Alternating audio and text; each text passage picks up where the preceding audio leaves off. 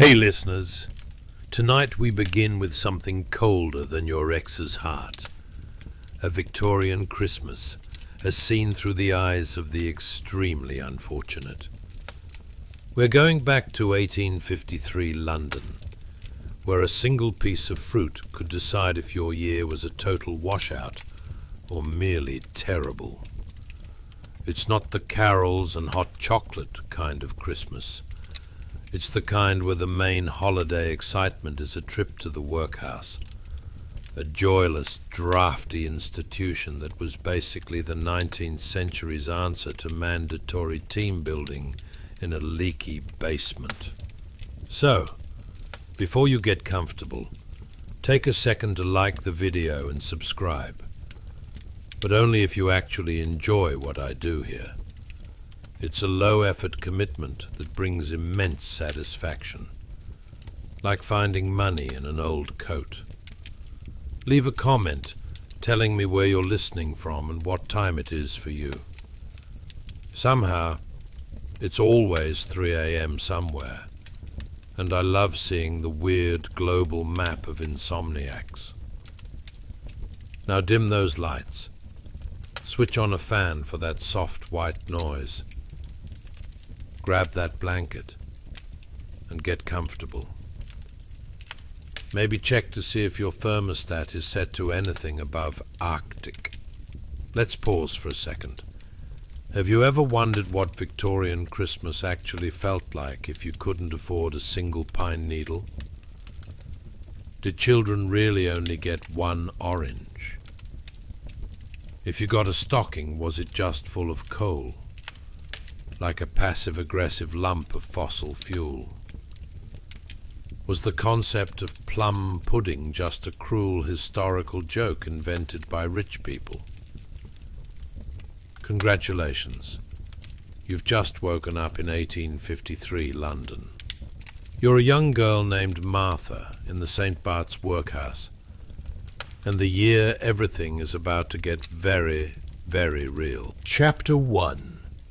Rise and shine, or not. The pre-dawn calm settles over the workhouse like a reluctant blanket, one that's been dragged through a muddy puddle and left in a damp corner. You're nestled in a makeshift bed, which might as well be a cot that's auditioning to be a torture device. As serene as that sounds, a particularly unwelcome sound shatters the silence. The bark of Mrs. Grimwig, the workhouse matron whose glare could curdle milk. Up, up, up, you simpletons! The sun hasn't even thought about rising, and here you are, nestled in your misery. You might think she's a bit enthusiastic about morning chores, but let's face it, her face is pinched tighter than a pimento in a jar, and her morning demeanor could sour an entire batch of milk.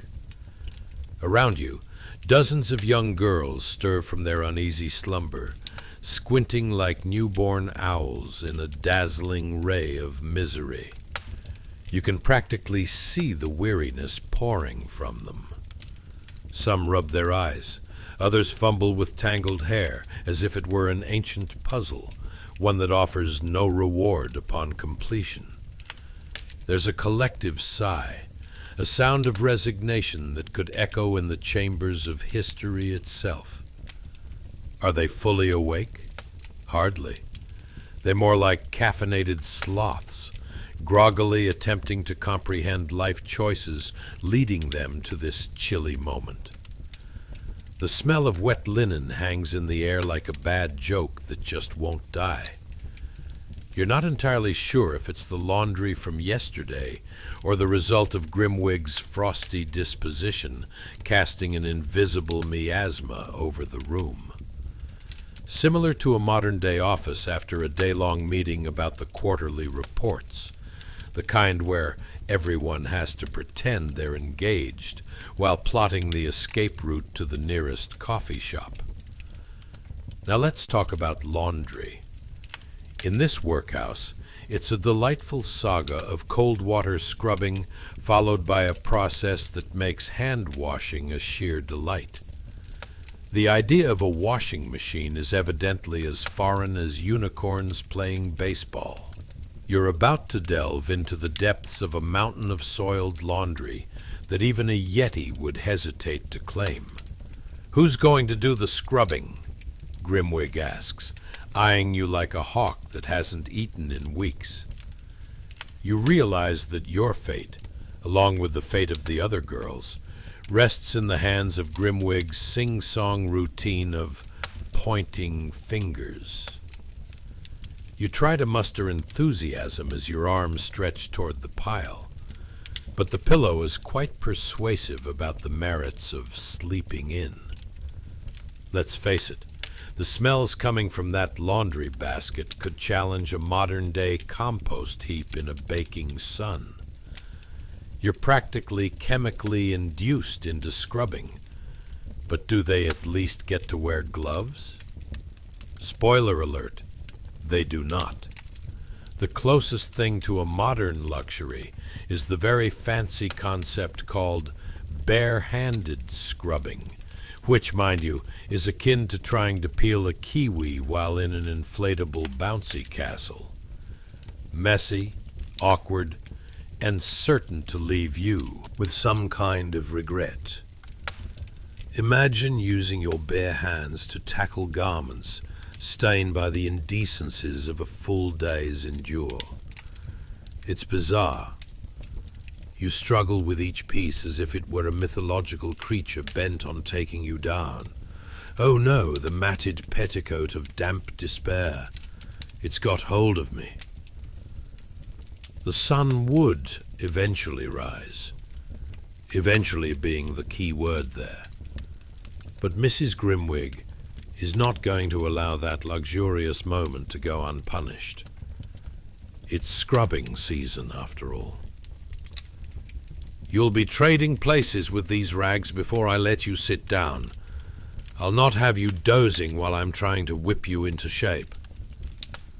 Now that's a philosophical conundrum.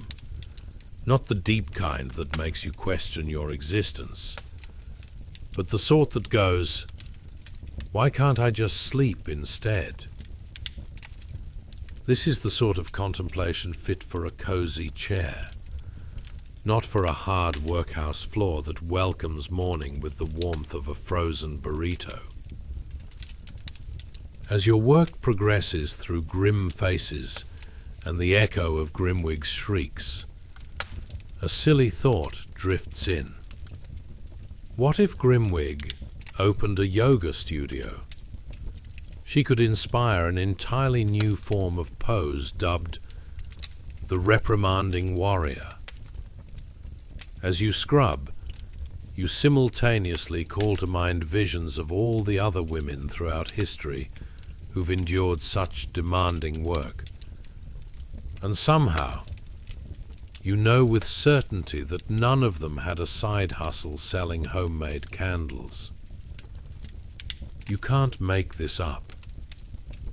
Here you are, surrounded by your fellow laundry warriors, all part of an ironic community-building experience, bonding over agony and the delightful scent of damp cotton. At least, with all this scrubbing and commiserating, you're learning the ancient art of mudworking. You know, the one that involves ensuring your hands look presentable for the future event of being forever covered in grime. Welcome to the world of a Victorian workhouse, where every scrub is filled with hopes of dinner, but no one usually knows if it's going to be moldy bread or just a slice of reality check. But fret not. Soon you will forge a bond of sisterhood with those around you while discussing the existential questions of laundry. Will it ever truly be clean? Does a sock finally find its pair in laundry heaven? Or do they merely float forever in the limbo of lost laundry? But first, Let's get back to scrubbing before we miss the next riveting chapter in this saga of soiled linen and dreams deferred. Chapter 2. The Great Orange Conspiracy. As Dawn tiptoes into the workhouse, shy and unsure, Martha gently nudges little Betsy, whose blinking eyes are the embodiment of innocence and wonder. "Shh," Martha whispers, leaning in as if sharing the greatest secret in the history of workhouse folklore. Tonight is the night of the annual Christmas miracle. Betsy's eyes widen, reflecting a blend of disbelief and distilled curiosity. "What kind of miracle?" she breathes, her voice barely a whisper, like a tiny captive firework waiting to explode. Martha takes a moment to indulge in the absurdity of what they're about to discuss. "Well, my dear Betsy, let me tell you. The miraculous delight of a single orange." Yes, you heard that right, a single orange. The colour of sunshine and dreams, promised to all the children in the workhouse. It's the kind of rare treat that could make even the grumpiest of Victorian maids smile, if only for a fraction of a second. "Just one?" Betsy's voice quavers with disbelief, as if Martha had just suggested they might receive a pet dragon instead. Martha nods solemnly, conjuring the imagery of a mythical sun-drenched orchard far beyond the grim grey walls. A world where oranges grew like happiness, sprinkled with absurdity. Yes, just one. But it's not about the quantity. It's about the magic. Betsy leans in closer, her hair a whirlwind of curls, frizzy from the night before sleep that was perhaps more like a nighttime wrestling match with her pillow. "What's so special about an orange?" she asks, innocence laced with the pragmatism of having already survived a handful of peculiar workhouse breakfasts. "Ah, imagine." Martha gestures wildly, as if painting her vision for a distant future filled with possibility. It's like tasting the very essence of Christmas. Or at the very least, it's like discovering an extra biscuit in your pocket right after lunch. And here they were, two girls in a workhouse sharing the absurdity of it all. That a fruit, a mere citrus orb, could symbolize fulfillment in a season often riddled with hardship. In their minds, this orange was nothing short of a mystery wrapped in a joke. "What will we even do with it?" Betsy asks, shaking her head, as if pondering the logistics of an orange, ripe, juicy, and undoubtedly optimistic. Martha grins. "Well, my dear, you can marvel at it as though it were a precious jewel. You can ponder the origin of the orange, like some kind of citrus philosopher. You might even dream of it as an escape route, the fruit that took you away from the workhouse to a castle in sunny Spain." "Sunny Spain?" Betsy pipes up. "Do they have castles there?" "Oh, absolutely. And they're filled with all kinds of delightful mysteries. Swords, dragons, and heaps of oranges," Martha embellishes, her voice taking on a conspiratorial tone as if she were fabricating an entire universe. "In fact, these oranges are like portals to summer, or maybe just to a bit of soap, but that's hardly the point." Betsy giggles, allowing herself to get lost in Martha's whimsical narrative.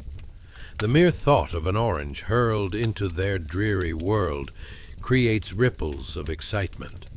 "So, do you think the matron will let us even taste it?" Martha purses her lips, a gesture that hints she's considering something very profound. "Oh, Betsy, likely not. That's where the true Christmas miracle lies. Not just in the orange, but in the sheer audacity of us thinking we could ever have it our way. It will probably end up in a drawer labeled Office of Unruly Children and be left to rot." "What if it grows mold?" Betsy frowns, gazing at the glimmers of hope rapidly swirling into disappointing realities. "Fear not," Martha declares, now throwing her hands into the air as though she were a seasoned magician. "We can always meticulously peel it and play with the rind. A make-believe sorcery session to fend off the reality of mold." The image of two small girls caressing an orange, imagining all sorts of little adventures, sends them both into fits of laughter. Indeed, one could argue that laughter was the best way to navigate life in a workhouse. "That's a genius idea," Betsy exclaims, her eyes glowing with imaginative fervor. "And what if we could trade it for something even better? Isn't that how secrets work?" "Oh, I like your style. We could start a cottage industry," Martha declares, her spirits rising to unprecedented heights. "We'd be orange traders, turning a mere fruit into the talk of the workhouse. Call it the Great Orange Conspiracy." Betsy gasps. "That sounds important," she says, her innocent little mind clearly trying to wrap itself around what would clearly become the singular, most pivotal moment of their young lives. The two girls lean in closer, plotting the frivolity that could stem from such a citrus-centric adventure.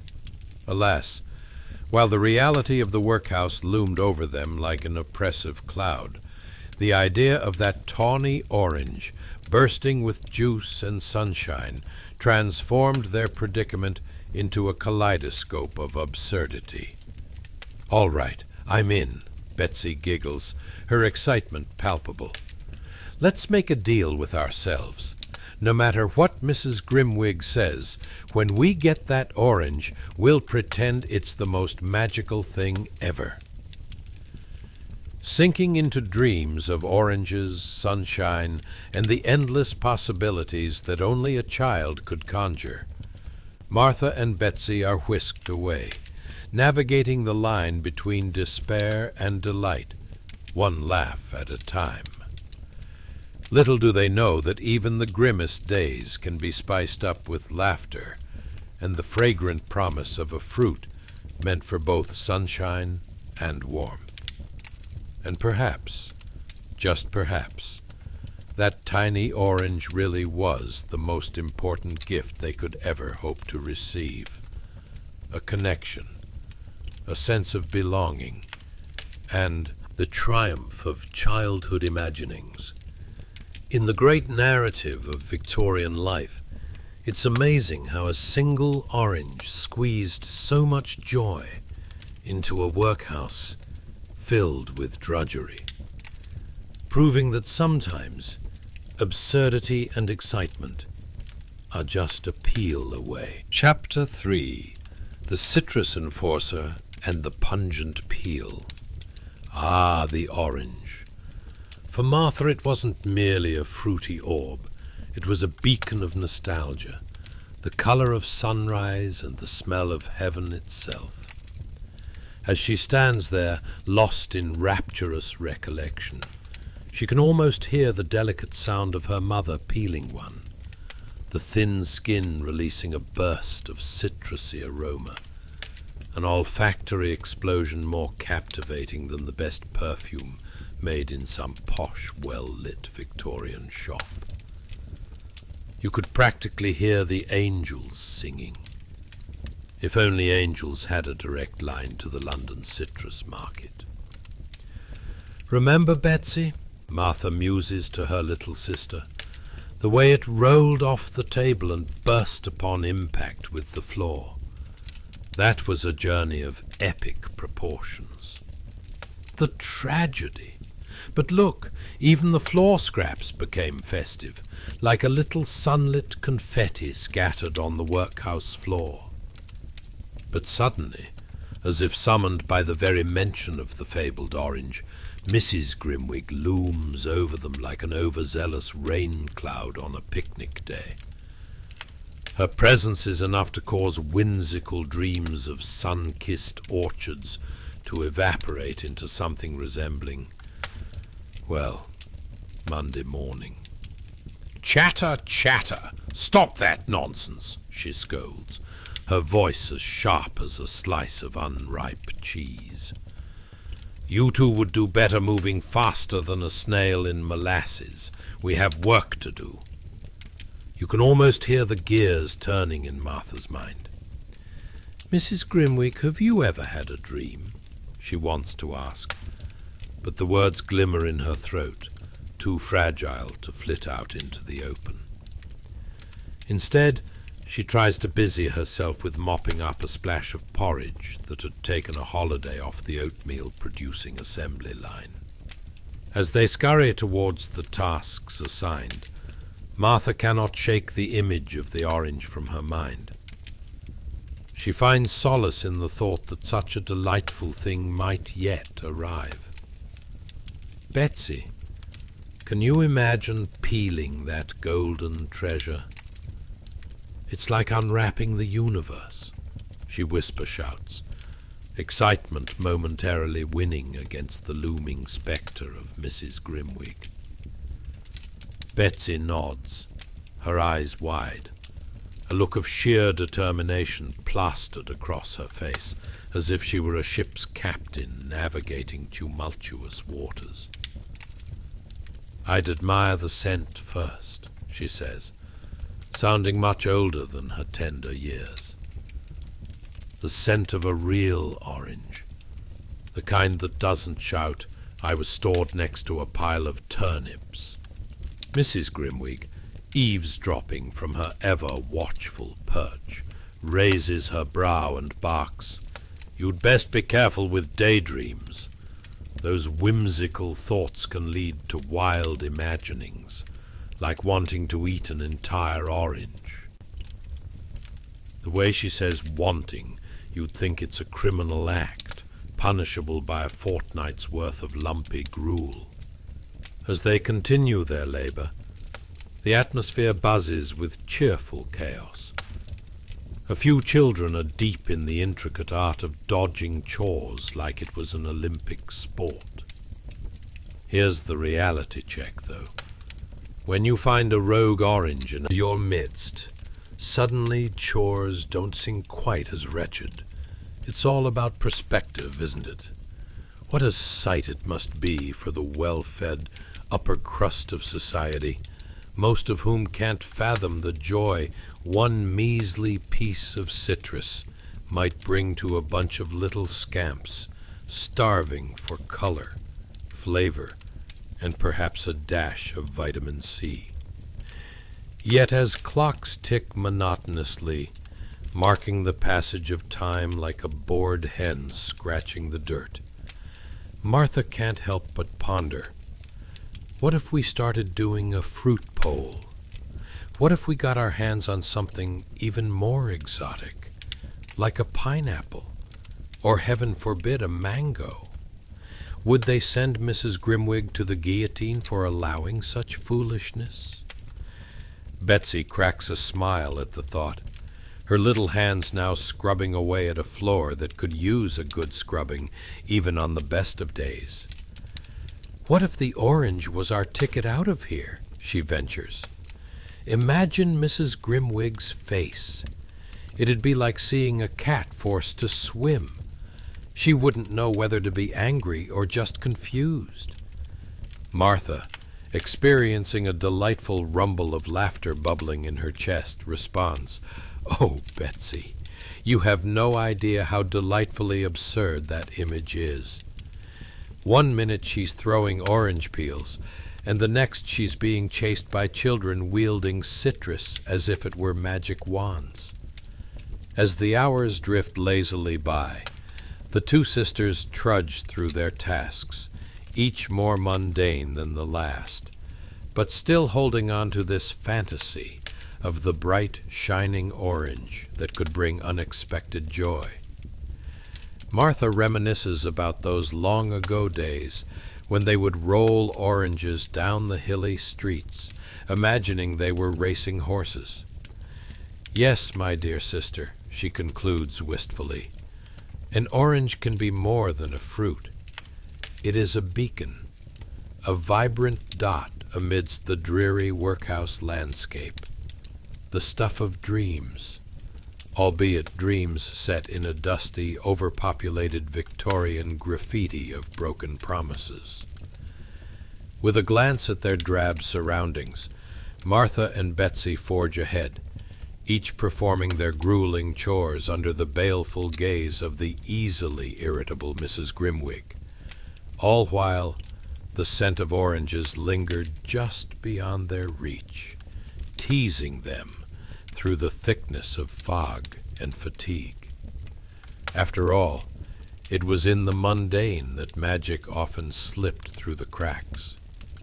So, as they march toward the promise of an orange, they continue to dwell in a delightful realm of imagination, knowing that in a world defined by gruel and grit, the fantastical possibilities were worth dreaming about, even in the emotional aftermath of Mrs. Grimwig's mortified frown. And let's be real, isolating the orange in their hearts was an act of rebellion. Chapter 4. The Morning Circus of the Sturdy Garments. Congratulations! You've just woken up in the Victorian era, the land where corsets were as mandatory as dinner fork etiquette, and the average person could comfortably describe their wardrobe as fashionably rugged. It's a time where even the rosiest cheeks belong to children who looked like they'd just come from a wrestling match with a barrel of cold, unforgiving water. Now, as you throw off the scratchy woolen blanket, which might as well be a post-fight trophy for how miserable it is to sleep under, you glance around the dimly lit room and take stock of your surroundings. The floor is chillier than a rejection letter from a top-tier university, and you wonder how many Victorian children have experienced coming face to toe with the frosty embrace of morning. You're just about to reconsider this whole waking up thing when a tiny voice calls out, "Martha! Betsy! Get up or you'll be late!" It's Mrs. Grimwig, your medieval alarm clock on high-octane espresso, and you've barely had your first yawn before she bursts through the door like a cyclone of ill temper. With a quick inhale, you feel the chill air mixing unpleasantly with last night's porridge. You and your sisters scramble from your narrow beds, their presence oddly reminiscent of a rehearsal for a ballet by untrained elephants. Each breath forms a cloud of frosty mist, making your lungs feel like you've just inhaled one too many bags of ice. Martha, the eldest, carries the weight of leadership on her young shoulders and hurriedly helps Betsy with the buttons of her shapeless gray uniform. Ironically, it feels like preparing for a Victorian version of the Olympics, if the Olympics were held in a cramped, poorly ventilated closet, and all the events revolved around chores. When I say rapid-fire buttoning, I mean like a squirrel escaping a cat, Martha declares, while Betsy looks as focused as a deer freezing in headlights. You can't help but chuckle at the sight. In modern life, morning routines could be performed with the grace of a caffeinated gazelle, but here, it's akin to watching a poorly rehearsed circus act, featuring bewildered animals desperately trying to wear the misunderstood geometry of human clothing. The layers of wool make you feel like a human burrito, one that's been carelessly thrown into a snowstorm. "Why can't we wear pajamas?" Betsy whispers. "Something soft and cozy like a warm hug from the inside." A noble idea, one you almost feel like fighting for, like a Victorian Rosa Parks. But alas, in this world, comfort runs a close second to piety and propriety. As they stand, Betsy's buttons finally defeated at the hands of Martha's agile fingers, they gaze at Mrs. Grimwig, the overseer of their notorious struggles, who watches them with a skepticism usually reserved for tax forms and bad poetry. Sometimes you wonder, did she wake up one day and decide to obstruct joy and comfort? Or was she always a joy-sucking black hole since birth? Spoiler: no one really knows. Speaking of mysteries, how could they resist the temptation of daydreaming about delectable oranges? Imagine peeling it, Betsy, the thrill of unwrapping every piece, like finding buried treasure, Martha continues, the idea dancing seductively in their heads. Schooling has never revolved around mathematical equations, oh no. This was about peeling fruit and dreaming of a world beyond beige uniforms and porridge. Betsy's eyes go wide, reflecting pure delight. That scent, Martha. The type that gives roses a run for their money. Oh, if only there could be an orange in our lives. Life would spark joy like a Christmas miracle. A moment passes where they share a splendidly wistful gaze, imagining ripe citrus glowing like lanterns in the gloom of their workhouse. But alas, reality slams back like a one-eyed raccoon trying to break into your trash at midnight. Mrs. Grimwig interjects, "Too much daydreaming. Be careful. You'll end up getting an orange whipped at you for that nonsense." Her voice is sharper than a poorly trimmed broomstick, but it seems she has no idea how high the stakes really are. As chores pile up like the frosty snowdrifts outside, Martha can't help but ponder, what if we could turn the tables on Mrs. Grimwig with a simple fruit poll? Could we determine which flavor could result in freedom from her wrath? Betsy, undeterred, laughs brightly. Yes! An Antonio Guerrero-style rebellion with fruit as our ammunition. Imagine her face when we rise above the mundane. And just like that, they plunge back into their scrubbing, just as the cold and the porridge threaten to waltz back into their existence. The air is thick with camaraderie and an insatiable urge to ignore Mrs. Grimwig. I mean, what's life without a laugh here and there? As they trudge through chores, dodging both reprimands and rogue orange fantasies, the world outside beckons with promises of sunny afternoons and adventures waiting to be quietly imagined. Their reality may be filled with drudgery, but in those small moments of rebellion and daydreaming, the simple act of unpeeling an orange transformed into a form of defiance, the kind that sprouted smiles in the most unexpected of places. But as bits of straw cling to their skirts like unfortunate badges of honor, the sisters forge ahead under Mrs. Grimwig's ever-watchful glare.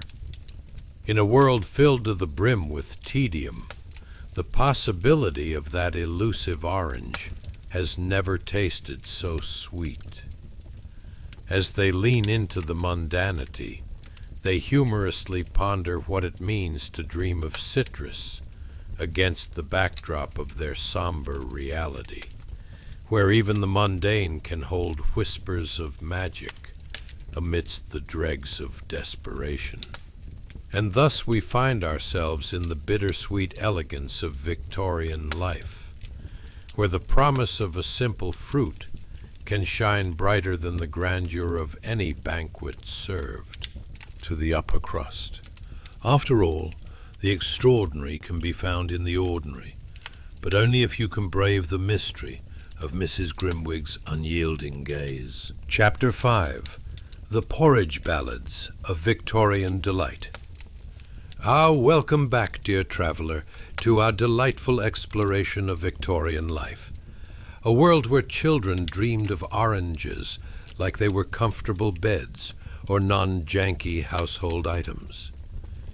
Picture yourself now in the cold, cavernous dining hall, surrounded by what you might call an enthusiastic congregation of around 100 children. Each one of them is seated, sturdy as a family of wooden ducks, and just as cheerful. Which is to say, not at all. The dining hall itself resembles a forgotten film set for a horror movie about porridge. Thin, globby porridge is served, of course, with a side of silence, more deafening than a concert in a library. And if you think about it, that's quite an achievement. The only sounds breaking this solemn atmosphere are the feeble squelches of porridge sliding unwillingly from the wooden spoons into the equally wooden bowls. Now, amidst this great culinary tragedy, there's Martha, whose relentless humor somehow manages to warm everyone's hearts, despite their icy surroundings. This porridge tastes like the wallpaper paste I used for my last art project, she quips, her eyes glinting like she's just discovered the secret to time travel. The other children chuckle softly, careful not to awaken the wrath of the ever-watchful Mrs. Grimwig, a woman whose gaze could curdle milk faster than you could say unwritten Victorian etiquette. Speaking of terror, the evening's fragrant delicacy leaves much to be desired. The porridge is thinner than the plot of a bad romance novel, and certainly doesn't feature much by way of sugar or spice. Imagine sucking on a piece of cardboard that somehow also claims to be an health food. Ever tried to make a snowman out of it? You'd probably end up with a soggy snowball of disappointment. But how cruel would it be if the celebration of Christmas didn't warm their hearts even just a teeny bit? With the anticipation of fire crackling merrily in the hearth, you can almost detect faint winds of cinnamon and sugar dancing around the kids' imaginations. What if we just put the porridge on the fire? Betsy suggests, eyes wide with enthusiasm. Like porridge flambé. Because, of course, if you had to dine on wallpaper paste, you might as well turn it into a culinary adventure, right?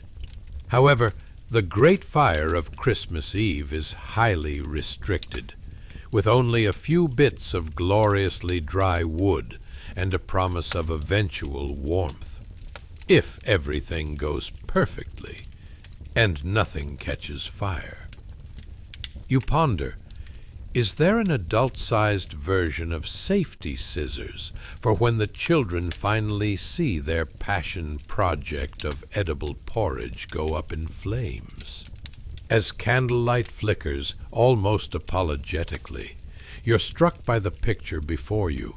The children, all clad in their shapeless gray uniforms, each sport expressions that echo a collective hope for an orange as the greatest gift. Yes, an orange.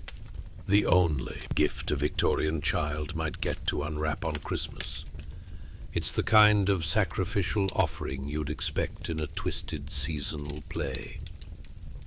Can you imagine, just for a moment, the social media clout you'd achieve as a child if you unwrapped an orange and simply declared it your unadulterated joy? Look at me. I got an orange. unlike that empty box Timmy got. You chuckle and feel bad for Timmy, knowing quite well he won't live that down until his adult life, probably still sulking over lunch breaks in the office. Betsy, the orange scent would be divine, like angels competing for best candy maker, Martha daydreams aloud. Their fantasies spiral out of control until they're constructing an elaborate plan to weigh down Mrs. Grimwig with citrus. If we're artistic enough, we could fashion an attraction. Oranges as currency, perhaps. Imagine that. A future where their teachers recognize the unspoken worth of fresh fruit over endless chores. If only the world could see. And then, just as dreams flutter in the air like wayward sparrows, Mrs. Grimwig's steel ball glare returns, slicing through happiness like a sharp knife through butter. Less dreaming, more slurping, and how dare you wish for what you cannot have? Dreaming of oranges leads to madness, or worse, a trip to the orphanage. Contrast this with your own life riddled with overcommitments and endless responsibilities. You're now being thrust back decades to a time when joy and rebellion were simply pining over the possibility of a banana or two. Sigh.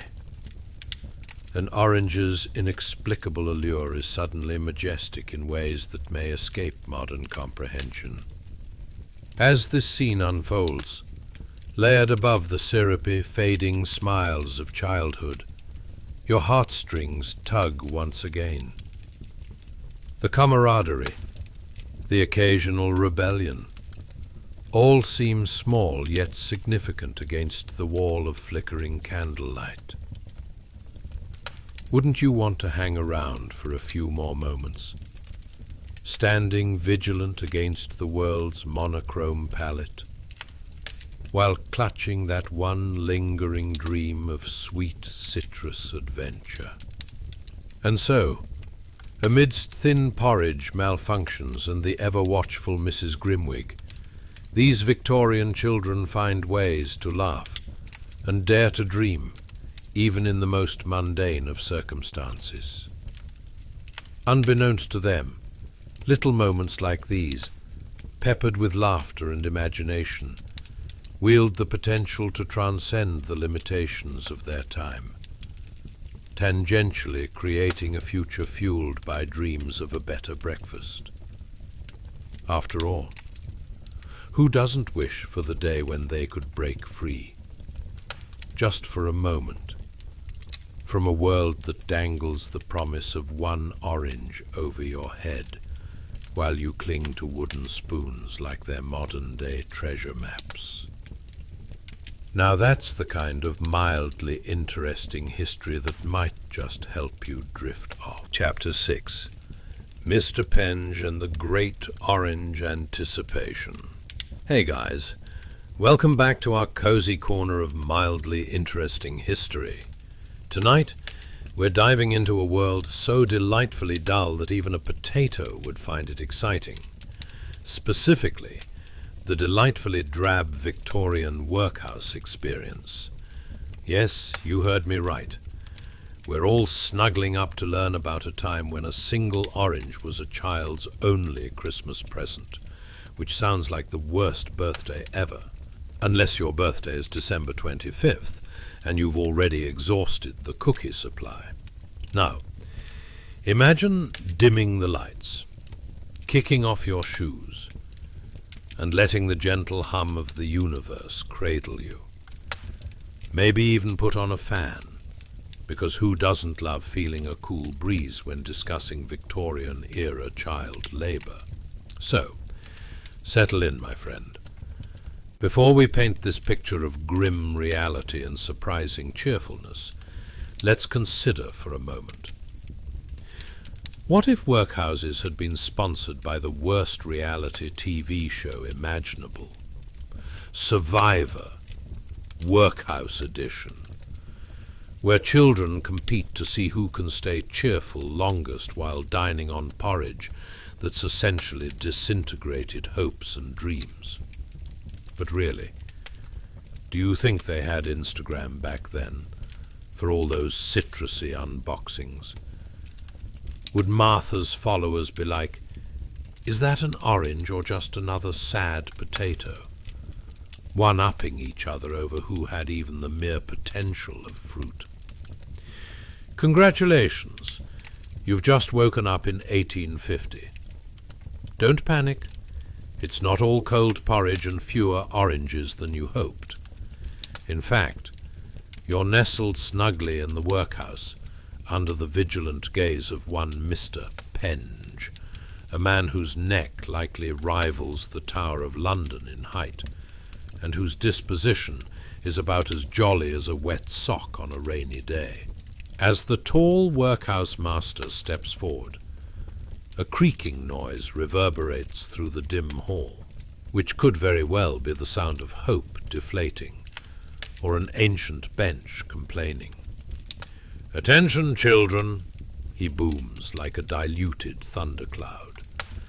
"Today's schedule is as follows. Work until 4, followed by chapel, and then a lavish, if you can even call it that, dinner of bread and cheese." Martha, our cheerful little rebel, sits at her wooden table, hardly able to contain her excitement. In her heart, she knows this dismal routine is simply paving the way for the fascinating phenomenon that is the annual benefactor's visit. It's like the Super Bowl of workhouse life, a festive occasion with possibilities that stretch about as far as the length of Mr. Penge's legs. As the other children groan softly at the mention of bread and cheese, Martha stirs her imaginary cauldron of optimism. Just think, if we keep our chins up, there's a possibility of new oranges, or even an entire box of fruits. A collective gasp goes through the crowd, sounding not unlike a flock of sheep reacting to the mere rumor of grass. The sad reality, of course, is that none of them have seen an orange since the last benefactor's arrival. "What is an orange if not the holy grail of childhood?" Martha muses, daydreaming about its vibrant hue. "This time of year, it's the closest thing to a treasure chest we might ever find." But alas, Mrs. Grimwig, the matron with a glare fiercer than a thunderstorm, interrupts this hopeful banter. "Eyes on your porridge. Mud pies won't make you any less poor," she scolds, her hair neatly pulled back like a battle standard, adding weight to her warnings. Clearly, there's no room for fantasies in this establishment, where the only fruits are the ones depressing the kitchen's larder. The children sit silent and sullen, but Martha refuses to give in completely. Imagine the scent of oranges. It would smell like sweet sunshine and dreams. We could start a band, call it the Orange Blossoms, and tour the finest workhouses of all England. Her words create a ripple of quiet giggles, a welcomed distraction from their mandated servitude, ending in a synchronized psychological release that feels like a group therapy session for future citrus critics. And as some other children cautiously reach for the edges of their plates, pondering the mystical journey of bread and cheese transforming into an orange in some far-off culinary utopia, Martha continues weaving her dreams. "Only then will we achieve the highest art form," she declares dramatically. "An orange salad." Now, You might find it absurd that these children would celebrate a nondescript lump of citrus. But take a moment and reflect. When was the last time you received a fragile gift, a thoughtful gesture in the chaos of life? Perhaps you too have felt that warmth rising up, that sudden joy from discovering forgotten chocolate buried at the bottom of a coat pocket. As Mr. Penge surveys the dining hall, each child in his gaze feels like a tiny ship lost in a tempest of dullness. Yet somehow, on this meager corridor of dreams, it produces a strange kind of energy, enough to keep them afloat with hope. And maybe, just maybe, that's when life turns mild moments into grand adventures for little souls, who would revel in an orange more than diamonds or castles. So here you are, drifting along, entangled in a sea of workhouse woes, and buoyed by the spirit of laughter and camaraderie. As dreams of citrus float around the room like mischievous fairies, you might just realize that history isn't just a collection of dreary facts.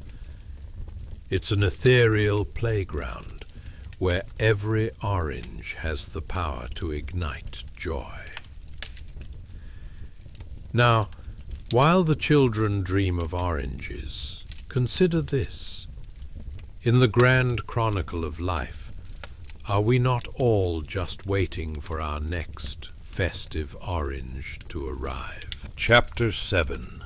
A scrub, a grub, and an orange to love. Hey guys, welcome back to our cozy corner of mildly interesting history. Tonight, we venture deeper into the wonderfully dreary world of Victorian workhouses, where even an entire crate of oranges would not make up for hours of scrubbing corridors with nothing but a feeble scrap of lye soap and a dream of better days. So, if you thought your days of cleaning were bad, just wait until you hear how Martha and her friends made child labor sound like an entry-level yoga class. A deep breath, a giant push, and a lot of scrubbing. But before we slip into our historical rabbit hole, let's take a moment to appreciate the absurdity of life. Have you ever questioned why your laundry seems to multiply like rabbits when you least expect it? Or wondered if anyone ever invented a soap that magically folds clothes, too? Well, spoiler alert, Victorian soap was more like medieval torture, harsh enough to scrub paint off a barn, or, just maybe, take care of your epidermis with a side of sadness. And just think about it. How many unique gifts have you received that you felt obligated to keep or use? Like that crocheted shrug your great-aunt Edna made you just because. So, while you're relaxing, dim the lights, crank that fan to the icebox mode, and let's slip into a world where the only thing shining bright is that hopeful dream of an orange. Now, imagine a room filled with children, all busy becoming modern-day crime scene investigators, silently whispering conspiracies about the miraculous arrival of a shipment of oranges from Covent Garden Market, which, according to rumor, was so far away it might as well have been on Mars. Congratulations! You've just woken up in the year 1850, amid the echoing corridors of a workhouse that smells faintly of desperation and damp laundry. You're not alone. Martha and her friends have made a sport of venting their collective woes while scrubbing the floors. The icy water is numbing their fingers, and the lye soap cracks their skin like a sad allegory for their hopes and dreams. Let's talk about scrubbing those corridors, shall we? Imagine yourself on your hands and knees, wiping away layers upon layers of whatever it was that decided to grow on the floor in that old establishment. If you've ever tried to clean up after a toddler, you might be having a flashback. But here, it's no mere spilled juice. You're wrestling with the remnants of all things lamentable, like the dreams of countless children who thought workhouse sounded more like a quirky name for a caffeinated art studio. Psst! Do you think they'll actually arrive? One of the girls whispers, her voice barely rising above the chilling sound of the bristles scraping against the floorboards. Martha nods excitedly. Oh, I hear they're keeping the crate under lock and key. It's practically treasure at this point. If only they knew the reality that awaited them. A single orange couldn't even fill a thimble's worth of joy in the grim, dusty landscape of workhouse monotony. Think about this for a second. If an orange is like the holy grail of childhood gifts, then what do you think a single banana could be? Surely that'd be an anniversary gift for the ages.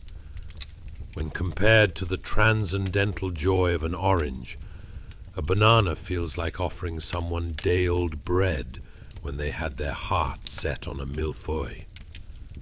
Crushed hopes and crushed fruit, all in a day's work or scrubbing. But while the girls clean, their imaginations run wild. They dream of the orange's bright, sun-soaked glow, its zesty scent wafting through the workhouse like a heavenly choir. Unsurprisingly, their musings soon turn into a bonkers brainstorming session. What should we do with the orange when it finally arrives? Asks one girl, who seems entirely too invested in this project. Martha grins, thinking of a grand plan that rivals the productions of Shakespeare. We shall make orange juice, or better yet, a marmalade. But of course, we wouldn't be able to enjoy it ourselves because, clearly, there are rules about sharing fruit. She glances around, noting that even Mr. Penge might be slightly charmed by the prospect of sweet orange preserves on his bread, even if he only ever ate bread. Somewhere amid the scrubbing, the laughter that flickers amongst them feels like the warm sun breaking through a stormy sky. It's a reminder of what joy can be found, even in the dire settings of history. Perhaps this is what makes the children so resilient. They are not just scrubbing wood and grime. They are polishing a fantasy, so bright it could rival the shimmer of any nobleman's gold. But then Mrs. Grimwig, their watchful matron, strides in, her footfalls heavy enough to rival a troop of elephants. "What is this nonsense? Add some more lye soap. We can't have you dreaming away while the floors are dirty," she bellows, her voice grating like nails on a chalkboard. It's not a punishment. It's a blessing masked in gruffness. After all, there's nothing like a strong dose of reality to crush those lofty ideals. Just as the pep talk fizzles, Martha's voice rises again, sharp as her wit. Well, if we can't have the merry dance of oranges, what's our next plan? How about a fruit heist? The room erupts into giggles as the idea of gallant children sneaking through the dark like notorious thieves strikes a chord. It's ironic. Here they are scrubbing on their hands and knees, planning an escapade worthy of an adventure novel, practically creating their daily drama, a sweet rebellion against a world that scarcely recognizes their existence. And as you drift off to the rhythm of their laughter, reflecting on dreams of an orange amidst the bleakness, just remember, even in the depths of despair, a little humor can go a long way, much like those elusive oranges themselves. So here you are, entangled in history, but afloat on waves of laughter and camaraderie. Just as Martha and her friends turn their mundane existence into something a bit more magical, perhaps there's a lesson for all of us about finding joy in the most unexpected places, even if it's just a hand-scrubbed corridor in a Victorian workhouse. That's right. In the grand saga of life, aren't we all just searching for our next orange? Chapter 8. Blue Fingers and the Orange Dream. Hey guys, welcome back to our cozy corner of mildly interesting history. Tonight, we take a plunge deeper than the last slice of cake hidden at your cousin's wedding, right into the icy waters of a Victorian workhouse. Just imagine the frosty chill of the air tickling your neck, while your fingers numb from scrubbing floors so dirty they could practically be classified as a historical site. And here you thought your job was rough. Before we dive headfirst into this chilly tale, let's take a moment to ponder the mysteries of life. As in, why is it that socks seem to vanish into thin air, but your collection of reusable grocery bags continues to multiply? Or maybe more bizarrely, why do we still trust the delivery of that much-anticipated pizza, as if it's not going to arrive, getting cold, only to be labeled lost in transit? But enough about the culinary black hole. Dim the lights, crank that fan to the winter wonderland setting, and get comfy. Prepare yourself as we board the Victorian Express, bound for the year 1850. A time when children were finding warmth in dreams of oranges, as their frozen fingers danced like little blue sausages from the icy water. Imagine this. You've just woken up in the year 1850, surrounded by the echoing corridors of a workhouse. The air is thick with the scent of damp laundry and whispers of ennui. Pour yourself some courage and take in your surroundings. This is not a cozy coffee shop with artisanal lattes, but a place where the bleakness of reality rivals even the darkest corners of your favorite Gothic novel. And now, let's talk about that frigid water. Martha, a beacon of warmth in this icebox of misery, has just spotted Betsy, whose fingers are practically auditioning for a role as ice sculptures. "Oh dear, Betsy," Martha says, rubbing her friend's hands as if she's trying to ignite a spontaneous combustion of warmth. "Think of something warm, like chestnuts roasting by a fire." But let's be real here. Do you ever wonder if anyone else finds that image of chestnuts less inviting than a bowl of lukewarm oatmeal? The smell wafting through the chilly streets might remind them of joy, but for you, it's just an olfactory reminder that you could really go for a Hot Pocket right now. A delicate pastry that probably would have sent Victorian sweet tooths into a frenzy. Betsy, clutching her blue fingers closer, looks up with an expression that almost resembles hope, or perhaps bewilderment. "Martha," she whispers, as though sharing a big secret, "do you really think we might actually get that orange? You know, from Covent Garden?" Covenants of thrill run through the ranks as they scrub, their minds spinning tales of an orange's sun-kissed shine contrasted against their dim and dreary environment. "Oh, it would be the greatest thing," Martha replies, leaning closer in conspiratorial excitement.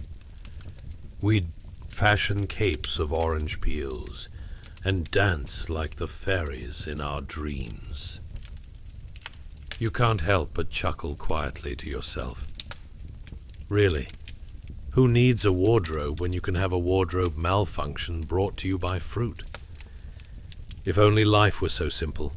Swapping fabrics for peels would open up a world of fashion so daring, even today's influencers would drop their matcha lattes in awe.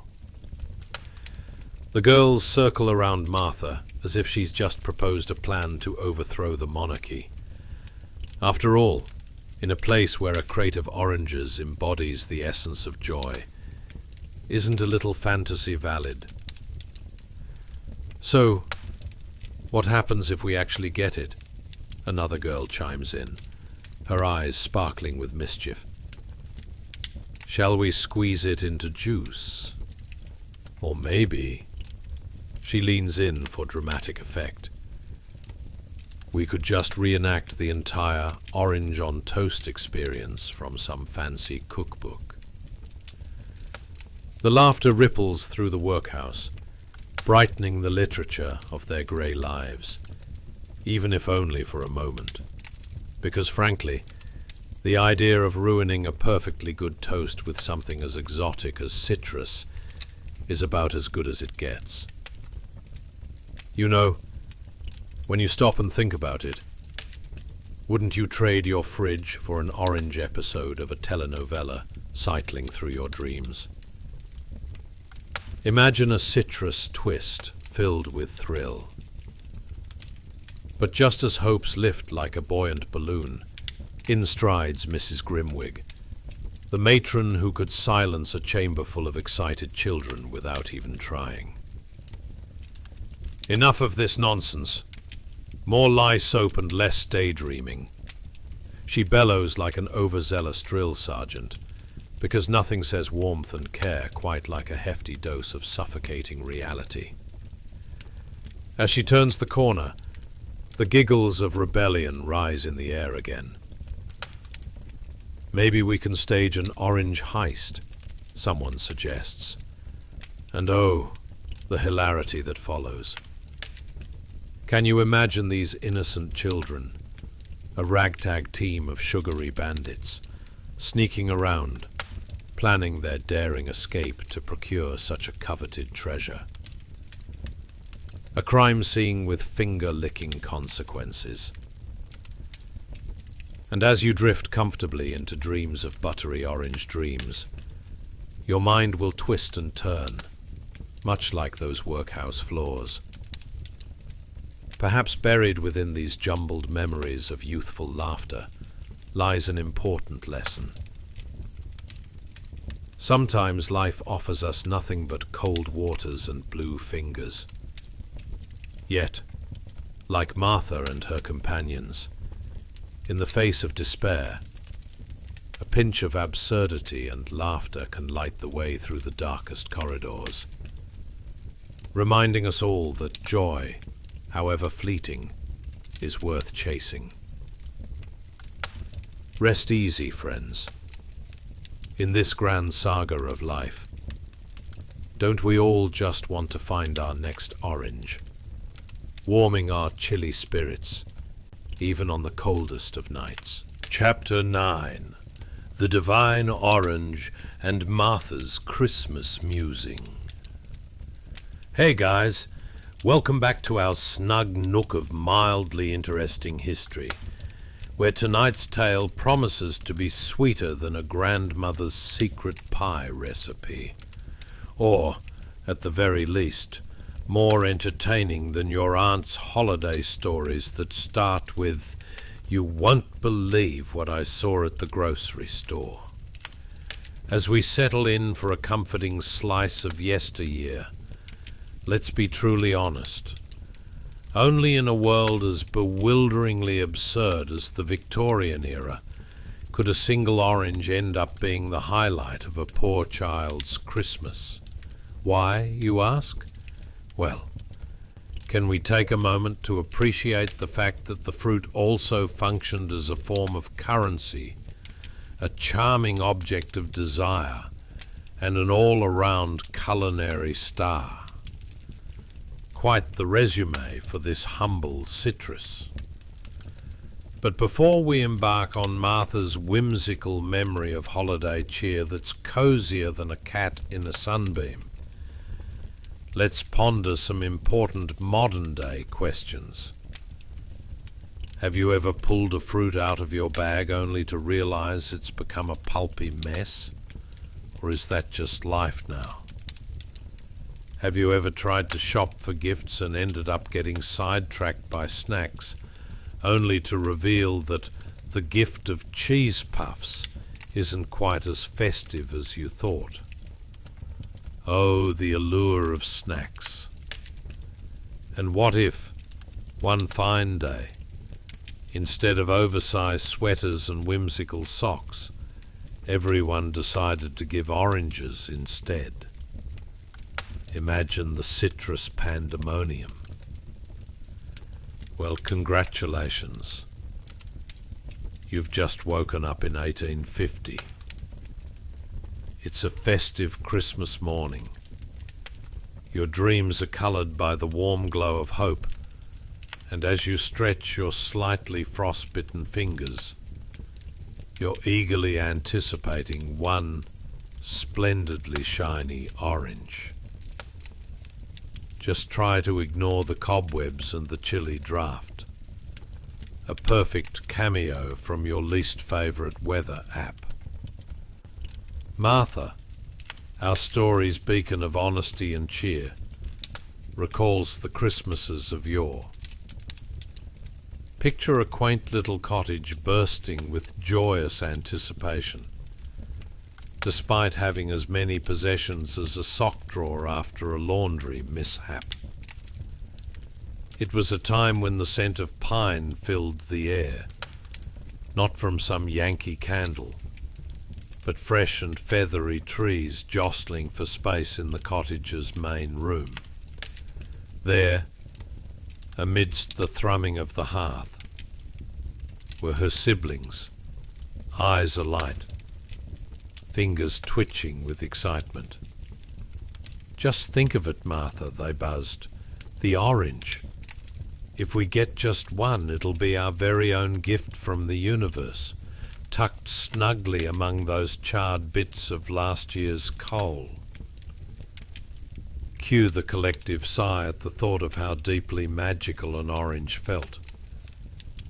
Like having a slice of sunshine right there in your calloused little hands.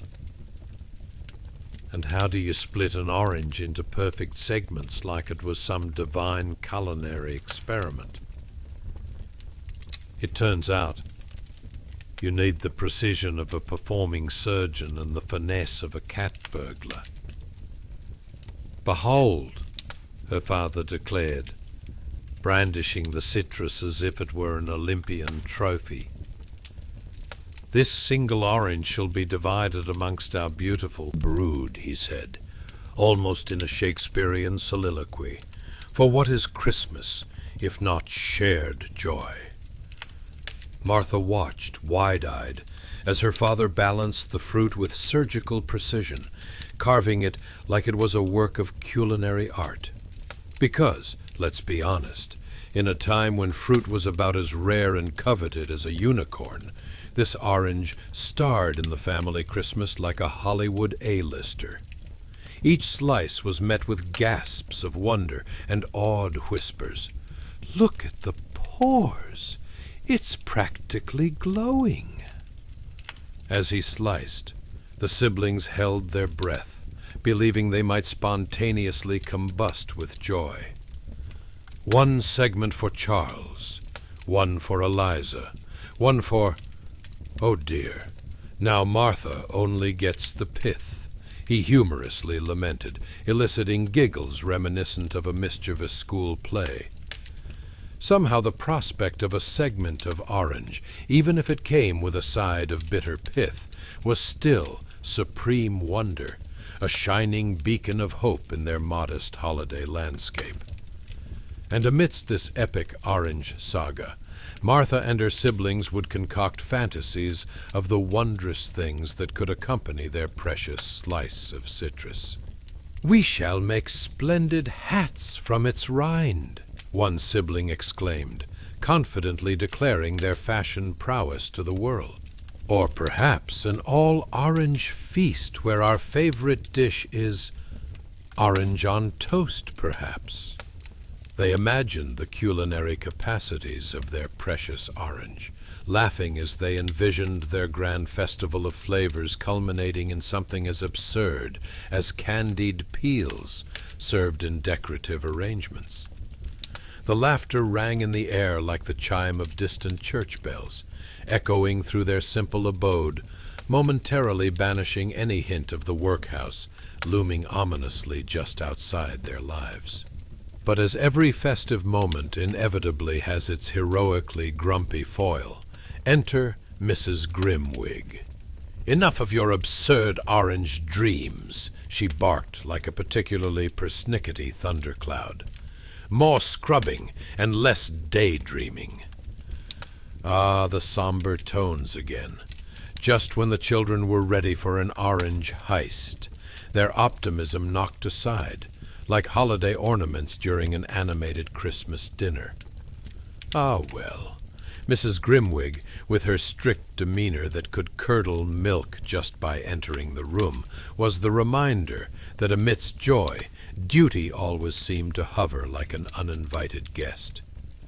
But just as the undoubtedly sour twist threatened to outweigh the sweetness of their cherished dreams, laughter bloomed anew. Little schemes of daring escapades to steal future oranges crept back into their minds. Visions of little bandits with sticky fingers plotting to liberate oranges from the unyielding grasp of duty were reignited. As you settle back into the softness of your blankets, consider Martha and her whimsical memories. Sometimes, amidst that grayness of reality, there's a glimmer of delight in the absurd, whether through a shared orange, a singing cat, or the sheer joy that childhood dreams can impart. May we all carry a slice of that warmth into our hearts this chilly evening. Drift off, friends, as the ghost of oranges past lingers in your dreams, reminding you that joy can often be found in the simplest of moments. Sleep tight, and may your dreams be as sweet as Martha's perfectly shared orange. Chapter 10. Ilelenena's Cozy Misadventure. Hey guys, welcome back to our little corner of mildly interesting history, where tonight's tale is about as comforting as a hot cup of cocoa on a cold winter evening. We're diving into a story so cozy it could make a bear's cave look like a beach party. Imagine curling up in a luxurious four-poster bed, replete with velvet curtains, while outside the frost gnaws at the world like a particularly spiteful toddler at a popsicle. Just remember, dear listener, if an ice age ever threatens your slumber, you're going to want to be nestled in something better than a woolen blanket. As we glide into the Victorian era, where people seem to have an endless supply of pompous hairstyles and questionable fashion choices, let's ponder some pressing questions. Have you ever found yourself festooned in layers so heavy you could moonwalk in them, and accidentally cause an avalanche? Have you ever awoken with a shock to a wallop of cold air, only to realize your blanket somehow morphed into a woolen ice pack overnight? And what about that eternal dilemma? Why is it that every time you finally get cozy, the universe decides to play the let's be cold and cranky game. Well, congratulations. You've just woken up in 1850, and if you're feeling a bit chill, just know that outside, a fierce winter bluster is waging war against the very idea of comfort. You stretch your fingers, feeling a bit frostbitten. Ah yes, welcome to luxury, or should I say the closest thing to it in the glacial British Isles. Outside the grand house on Berkeley Square, a flurry of snowflakes pirouettes in the gray sky, each a delicate harbinger of the holiday season. And there you are, snuggled in your lavish four-poster bed, blissfully unaware of the frosty chaos beyond. The fire crackles merrily nearby, a heroic counteraction to the frost's sting, as a dedicated maid scurries about, unearthing embers like a devoted archaeologist hunting for old Roman coins. You can almost hear the sizzle of her efforts with every bright pop. But let's not get distracted from young Elelonena Blackwood, who at this very moment is experiencing the warmest of holiday hope, even as her nose delights in the scent of something utterly unexpected. The faint aroma of orange fills the room. Oh, the sweet delight! In a time when a single citrus could cause all manner of shenanigans, Elelenena's heart races as she imagines tearing into that bright, fragrant skin, primed for the grand reveal of its juicy segments. Let's pause for a hot second. Picture Elelenena's home. It's a splendid slice of Victorian grandeur. The velvet curtains dance slightly in the gentle draft, giving you just enough incentive to ask, how many tails does a cat have to catch before being welcomed into the lap of such luxury? Curious, right? People living in cozy corners, but inevitably contributing to society's peculiar gender roles. Ponder that for a moment. You know, the sort of place where any overheard conversation could immediately devolve into gossip that would make a modern-day reality TV show look positively mundane. And there, under the warm blanket of her dreams, Elelonena is surrounded by family members, each waiting with bated breath for the protagonist of our festive tale, the orange. It's like a golden idol amongst peasant offerings, except instead of being a revered relic, it's a piece of fruit. But let's face it, in a world where even the simplest gift elicits wide-eyed wonder, that orange is practically royalty adorned in citrus finery. As everyone gathers around, the great moment arrives. Time for the magical fruit unwrapping. But hold on! Just when the excitement peaks and everyone leans in, Elelenena's younger brother, Edgar, wrestles with his expectations. He's already convinced that the orange, despite its modest stature, holds the key to a lifetime of citrus-laden adventures. One gleeful thought spirals into another as he envisions standing atop a mountain of splendiferous oranges, all atop a chariot crafted of peels, the new mode of family transport that Victorian London so desperately needs.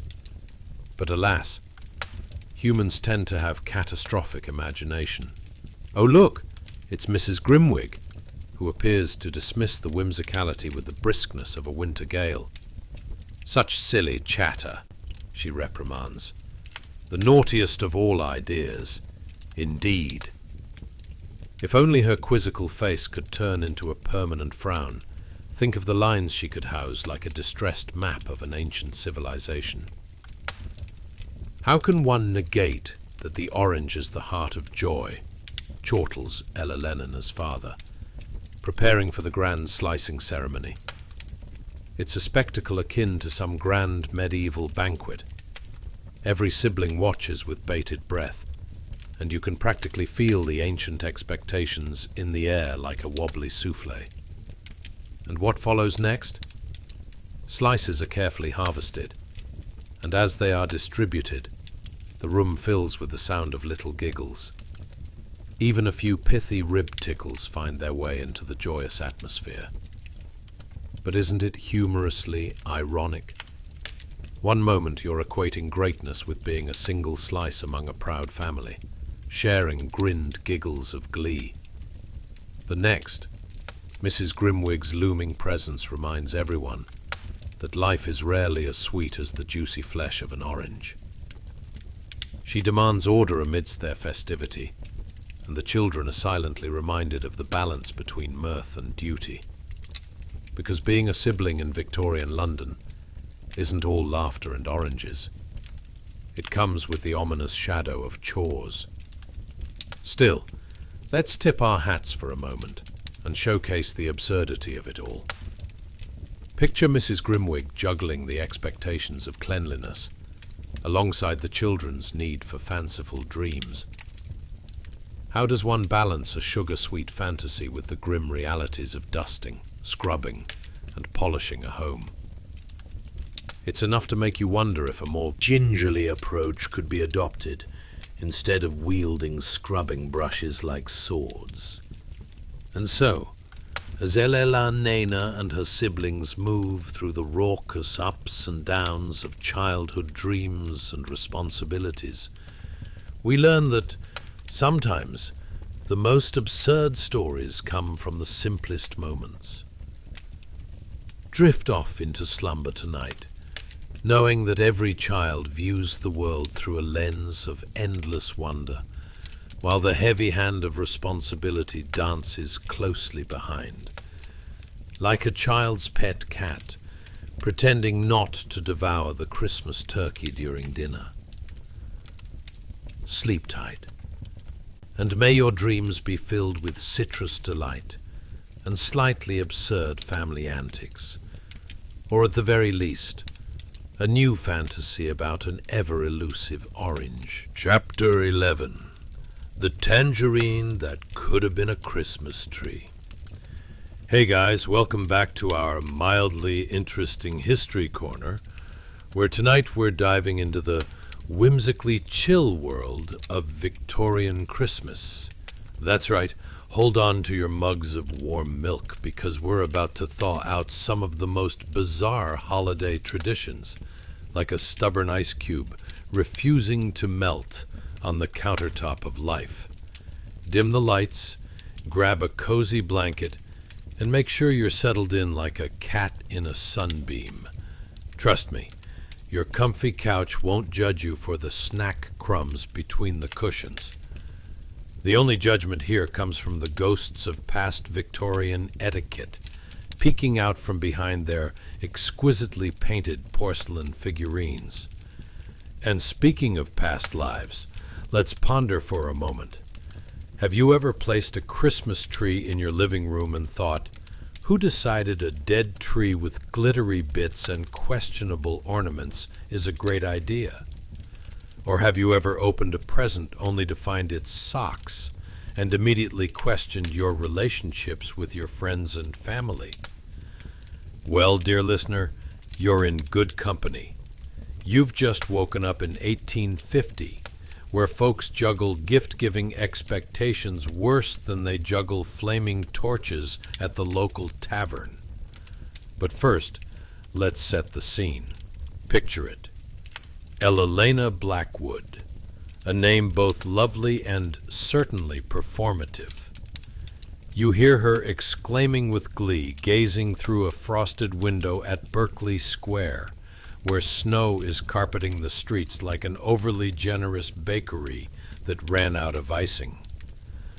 Suddenly she spots a ragged child, his clothes hanging from him like an old potato sack, sweeping the already vanished snow on the street below. Now you might be thinking, what's that about? Why is this little snow-blasting ragamuffin sweeping a winter wonderland? It seems he's the brave little warrior tasked with the impossible, trying to convince every passerby that the dusting of snow warrants a cleanup effort. Talk about a seasonal Sisyphean task, poor kid. And as Elena's eyes follow the young boy, she remembers her father discussing the upcoming annual workhouse charity visit, the Victorian equivalent of "spend a day with poor people," which I am convinced was organized by someone who just needed an emotional lift and a hearty laugh at how other people live. "Look, darling," her father exclaimed last week amidst the crackle of the fireplace, much like he was on a game show. "We shall be distributing oranges. Now hold the front door. One single glorious citrus in a world of dreams and desires." In a time when a Victorian child could expect everything from new dolls crafted from straw to second-hand books with dog-eared pages, the idea of gifting an orange was not just a mere token. It was like receiving a golden ticket to the world's most convoluted holiday sensation. Think about it. Would you trade a pile of presents that would cover a small mountain for just a single shiny orange? It's as if someone handed you a small stick of butter and told you that it was the new iPhone. "Oh, thanks," you'd think. "This will certainly help me with absolutely nothing." But for Elena, this modest pomelo represented the grand allure of the festive season. As snowflakes pirouetted down like tiny performers at the world's most elite winter ballet, Elena envisioned her father's grand act of generosity, the has-been of holiday gifts. You see, in the Victorian ethos, receiving just one orange was like holding a literal piece of sunshine during the dreariest season. In an age when most children would cheerfully scavenge for actual edible scraps, an orange was a figurative Merry Christmas wrapped up in a flowery ribbon of nostalgia. But wait, there's more. Picture Elena rushing to her stuffed animals, holding her collection of truly underwhelming gifts, and slicing through the tension in a household waiting for their tasteful surprise. "Hark! Children, gather round." Her father's voice booms impressively, with a flair that suggests he might have oversized ambitions to be a Shakespearean actor trapped in the stifling parlor of a merchant's home. "Joyous festivities await, a singular citrus fruit to be shared amongst you like an extravagant feast." And at that moment, the siblings' faces lit up in sheer astonishment. Imagine a pack of wild puppies reacting to a giant tennis ball. Pure bedazzlement mixed with a touch of childhood angst. Oh, Edgar, the younger brother, dreams big. In his noggin, that lone orange transforms into a lush palace filled with immeasurable fruit. He concocts tales of stacking oranges like some genetically enhanced Jenga game that can compete with any thrilling toy store charter. But Mrs. Grimwig, the household matron, cuts through the whimsy like a hot knife through the fluffiest butter. Sorry, oranges. Now. Gifts do not grow on trees, my sweet little grapefruits, she interjects, her voice a mix of practicality and a haughty air that could chill your tea instantly. Everyone knows that what we truly need here is duty over frivolity. You must all remember your manners while we cherish the singular piece of fruitiness. Oh dear. This presents peculiar challenges for Elena and her siblings. What's a child to do when the magic over the orange feels right, while the restraints of responsibility loom heavier than a baker's dozen of bread loaves? But the children wear their challenge like Gauls preparing for battle. The stakes are high, and so is the humor when you realize an orange can almost rival the excitement of any medieval sword fight wrapped in a teasing jingle. So as we drift through this peculiar and festive melange of history, allowing the absurdities of the past to warm our chilly hearts, we find ourselves nestled comfortably in the pillow of absurdity. May your dreams be sweetly tinged with the delight of that elusive orange, and may you wake up to a world where socks no longer hold the same weight as the single fruit of wonder that changed it all. Chapter 12. The Soul Orange Chronicles of Elelena Blackwood. Hey guys, welcome back to our mildly fascinating History Corner, where tonight we're diving deeper than a Victorian chimney sweep into the exceptionally mundane world of holiday gifts. Spoiler alert, it's colder than your cousin Harold's hugs during the annual family Christmas party.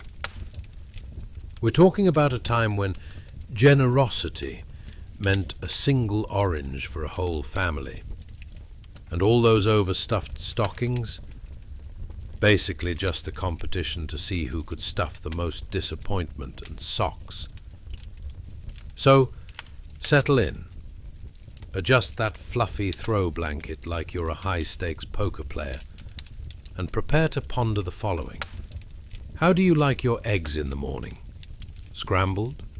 Poached? Or served on a silver platter while you wonder why the toast keeps burning?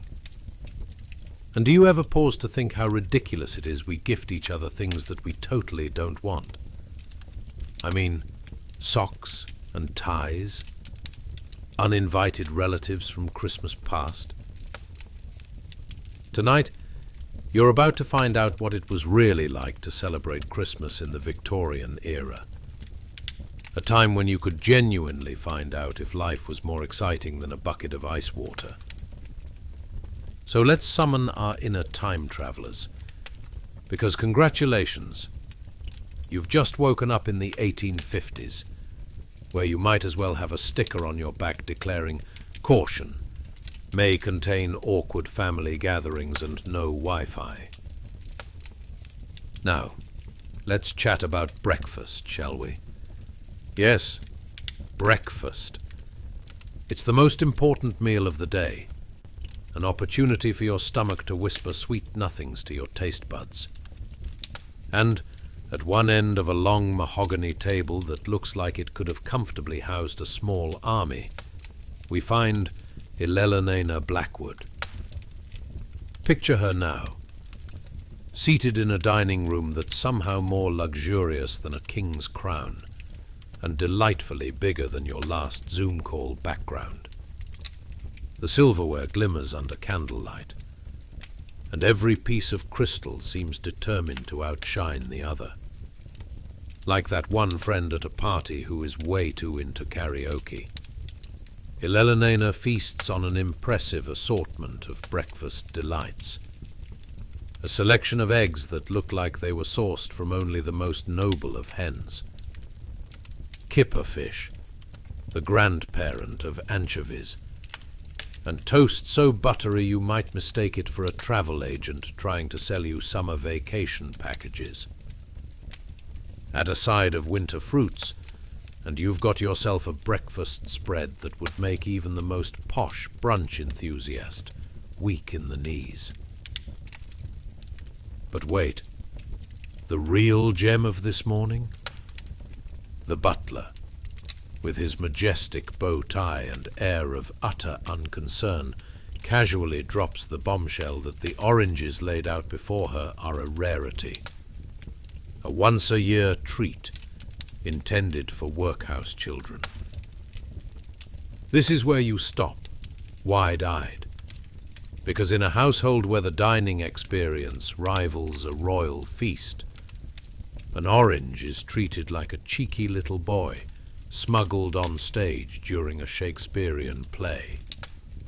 An orange, you say quietly, half chuckling to yourself while questioning everything you ever thought you knew. Seriously, just one. Imagine Ilelyanena's expression. She could have been told she'd just won a lottery of disappointment. Oh, joy! A splendid piece of fruit to share. And just like that, her breakfast takes on a deeper meaning. This orange is more than just a focus of her mealtime. It is the very essence of Christmas spirit, wrapped in citrus, radiating a warmth that could rival an electric heater.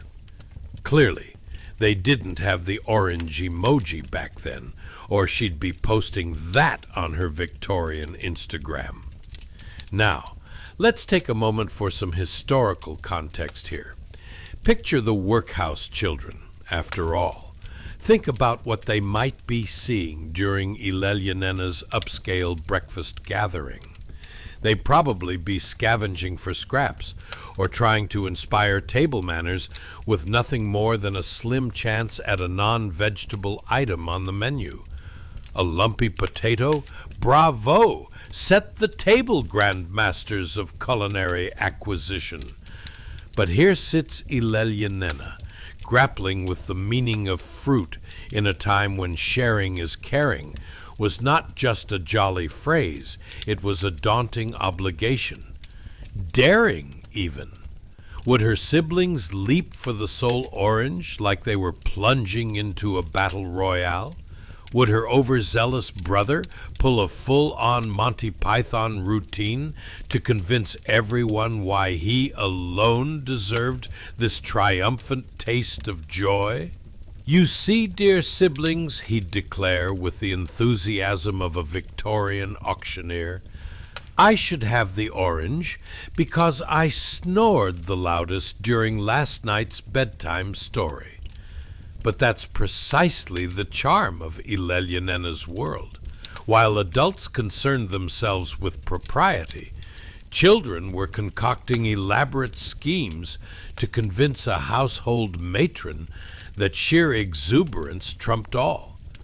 How about a joyful high five instead, they might exclaim, completely neglecting that this wasn't just about the fruit, that it was a reminder of what Christmas meant to the less fortunate. It's like getting excited over a discount coupon when all you really wanted was a spaceship. And as we drift through this delightful snapshot of history, it's easy to chuckle at the stark absurdities. An orange isn't just a fruit. It's laden with expectations, familial rivalry, and the curious art of holiday agony. It's a comic relief moment, a slice of life that reveals the whimsical disconnect that can exist between privileged hearts and those just trying to survive. Finally, as we draw this segment to close, remember this. Not all is what it seems. During Christmas in the Victorian era, the spirit of giving often made it feel like a fruitless chase. But in the end, if all it took to bond family together was the shared anticipation over a single orange, well, think about it. Could Grandma's fruitcake have infused family gatherings with as much warm laughter? Probably, if only it didn't taste like a middle-aged shoe. That's probably a story for another dinner. Chapter 13. The dazzling debacle of Ilelyanena's Christmas tree. Hey guys, welcome back as we keep our historical journey rolling like a Victorian runaway carriage that just ran out of coal. Tonight we're diving into the comically extravagant world of holiday decor, where Christmas trees were taller than your neighbor's permanent gym membership, and the ornaments were so delicate they could only be touched with a wisp of moonlight and an ounce of faith. Spoiler alert, it's more dazzling than a cat at a laser pointer convention, yet somehow still as ridiculous as trying to bake a souffle while riding a roller coaster. Before we embark on this adventure through time, do us a solid. Like, subscribe, and comment below. Only if you enjoy this delightful jaunt through history, that is. No one wants to be the person forced to rewatch Aunt Edna's questionable dance moves at last year's Christmas party. Now, let's set the scene. Imagine yourself, yes, you, nestled comfortably under your warm blankets with the ambient glow of your cozy lights. Picture yourself adjusting that premium-grade fan like a conductor, leading an orchestra of sleeves and limbs as you avoid any potential drafts. How do you feel about pine-scented air? What if I told you that elves might actually smell like slight regret and peppermint? Have you ever tried to decorate a tree and realized halfway through that you might be more of a visibly disorganized pile of ornaments kind of person? Ah, the joy of holiday spirit. Congratulations! You've just woken up in the Victorian era, where the chemistry between pines and the complexities of festooned glass turned homes into glittering palaces, or elaborate traps for overzealous children claiming that, yes, that bauble definitely belongs in the cat's mouth. Let's set the stage in Elena Blackwood's drawing room. Picture a space that could be mistaken for a jewel box, flooded with the rich scent of pine, which you would probably find resembling Grandma's outdated air freshener that she swears she only buys in November. It's a smell that means comfort, yet somehow also yells, ho, ho, ho. Let's hope we can afford the insurance for this tree. Now, Elena watches as servants dressed in their finest attire. Imagine them as human hangers, trying not to spill tea while hanging decorations. Unpack a trove of German glass baubles. They sparkle like they just emerged from a fairy tale, perhaps while whispering sweet nothings to the ever-vigilant and possibly entirely fictional woodland creatures. Each ornament holds an air of fragile grandeur, as if they were expecting a visit from the Queen herself any moment now. But let's not deviate into royal gossip just yet. As they hoist the ornaments into position, Elena can already picture the scene. A towering Christmas tree approximately 8 feet tall, which sounds like the safe height for a tree that might be getting into some serious shenanigans. And let's be honest, if it's not at least 8 feet tall, did you even really Christmas? She thinks about her siblings launching themselves into a bickering frenzy over which ornament should be placed where. Please, not the one with the cat on it. It'll start an actual family feud, like the Hatfields and the Coys, but with more glitter. It's a mountain of luxury, filled, adorned, and potentially primed for disaster, as the tree begins to resemble a high-stakes game of Jenga with questionable structural integrity. This will surely amplify our social standing, she muses with a sparkle in her eye. Because in the Victorian era, the size of your tree and its ornaments eloquently stated, yes, we have disposable income. Also, we have an uncanny love for fire hazards. Imagine the soft crackling sounds of candle holders being added, positioned with meticulous care like Miss Marple solving a crime. The only thing more precarious than decorating this tree is the memory of your last trip to a local IKEA. Except this time, every bauble is at risk of shattering, and not just momentarily confounding your assembly skills. Next comes the garland. Oh, the garland. Elegantly draped down the branches, it might as well be a proud peacock showboating in its finest feathers. Elena can't help but roll her eyes as one of the servants steps back, dramatically gasping as if he's just witnessed the birth of a new constellation among the boughs. My lady, it is magnificent, he declares, as if ascribing a hero's welcome to a tree that's destined to become the unwitting centerpiece of utter chaos. But let's dig into the reality of it all. Are Christmas trees merely a quaint tradition? Certainly not. They're basically a carefully constructed monument to our collective failure to remember where we put last year's ornaments. And just like that midnight trip to the closet, it's an unpredictable venture. Ah, here's that ornament. Oh wait, it's broken. Looks like we're rocking festive disappointment once again.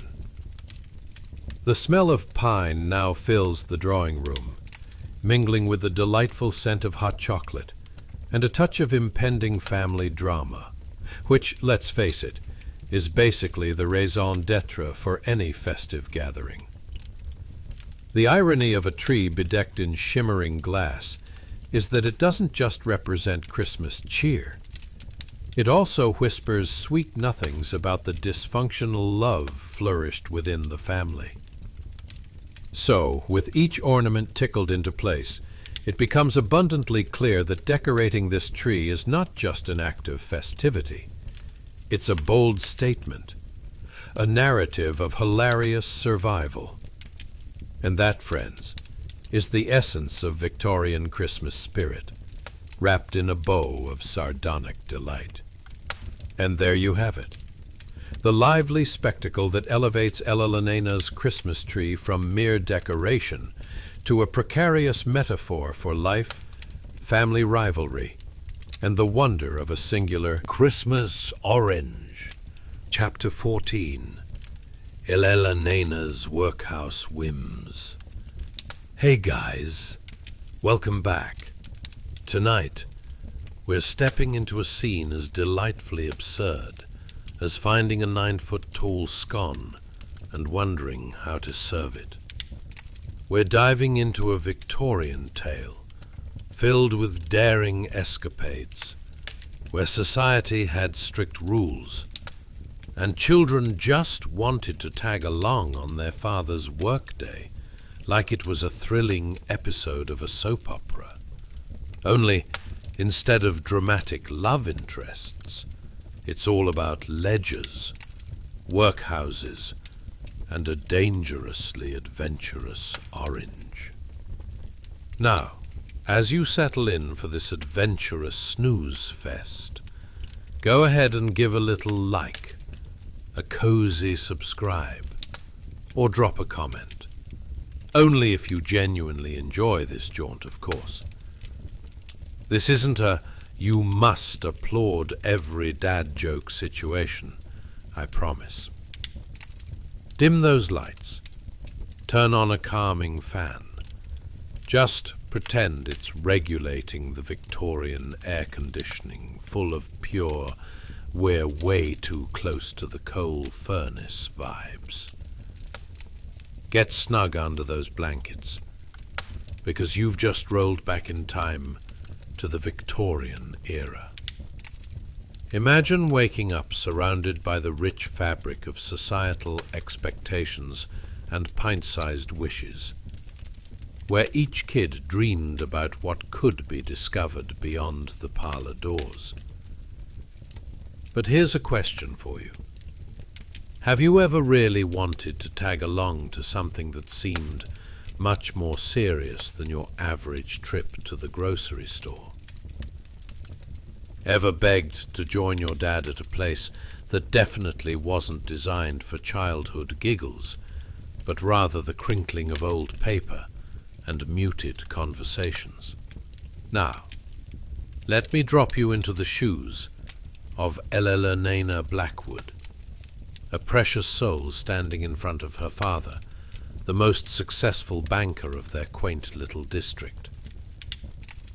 Picture a Victorian banker who might be thinking less of sparklers and candy canes and more about ledgers and, oh no, we have too many oranges. Spoiler alert, his little girl has her own orange-sized dream. One fine morning, Ella Lenena, with her curls bouncing and her heart as buoyant as a cork in a bathtub, practically bounces into the study, her eyes sparkling with youthful determination. She begs her father, "Oh, Papa, please, can I accompany you to the workhouse today? Just think of all the splendid stories I could collect. Like a human Google, but with more jumping and less browsing history." Mr. Blackwood, slightly furrowing his brow like a hedgehog given a math problem, hesitates. "My dear, I don't think that's a place for a young lady. It's filled with grumpy old men, questionable odors, and many pages of paperwork that would bore you to tears." "You underestimate my boredom threshold, Father." Elena beams, determined to outmatch her father with sheer resolve, and, likely, a well-rehearsed pout that would make even the sternest of fathers crumble.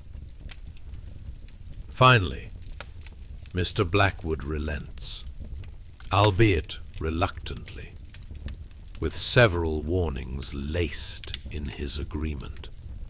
Stay close, and speak only when spoken to. The workhouse is no playground. It requires utmost decorum. Now, if only Mr. Blackwood could foresee Elena's entire future revolved around balancing duty and mischief like an acrobat in a top hat, he might have reconsidered this whole father-daughter outing. As you imagine this delightful duo traversing the streets, can you hear the reverberating clip-clop of the horse-drawn carriages, filled to the brim with all manner of mysteries? You would think they were in a slow-speed chase towards lost dreams, rather than heading toward a workhouse. The workhouse looms before them like a faded promise, something akin to a fruitcake left at the back of a cupboard since last Christmas. Elena takes a deep breath, a mix of excitement and mild trepidation swirling in her stomach, as though she'd just consumed a rather questionable cream puff. Inside the workhouse is a cacophony of stirring emotions. The walls are lined with downcast eyes and tired faces that speak of long days and harder nights.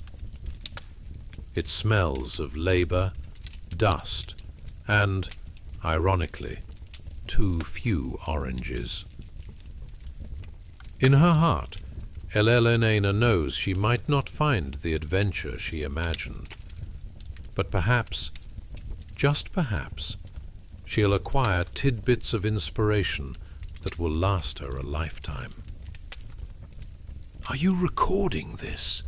her mind whispers, as if she's on an errand for the Victorian version of Instagram or TikTok. Spoilers, she's not. But imagine the captions. The staff bustle about like caffeinated bees, and you can almost hear the buzzing of pens scratching away the tedium of the day. Imagine Elena trying to blend in, her eyes darting to capture every minute detail like a miniature detective. This would surely make the world's most boring heist story, wouldn't it? Today's agenda: to steal some paperclips and observe the grim realities of life under one roof.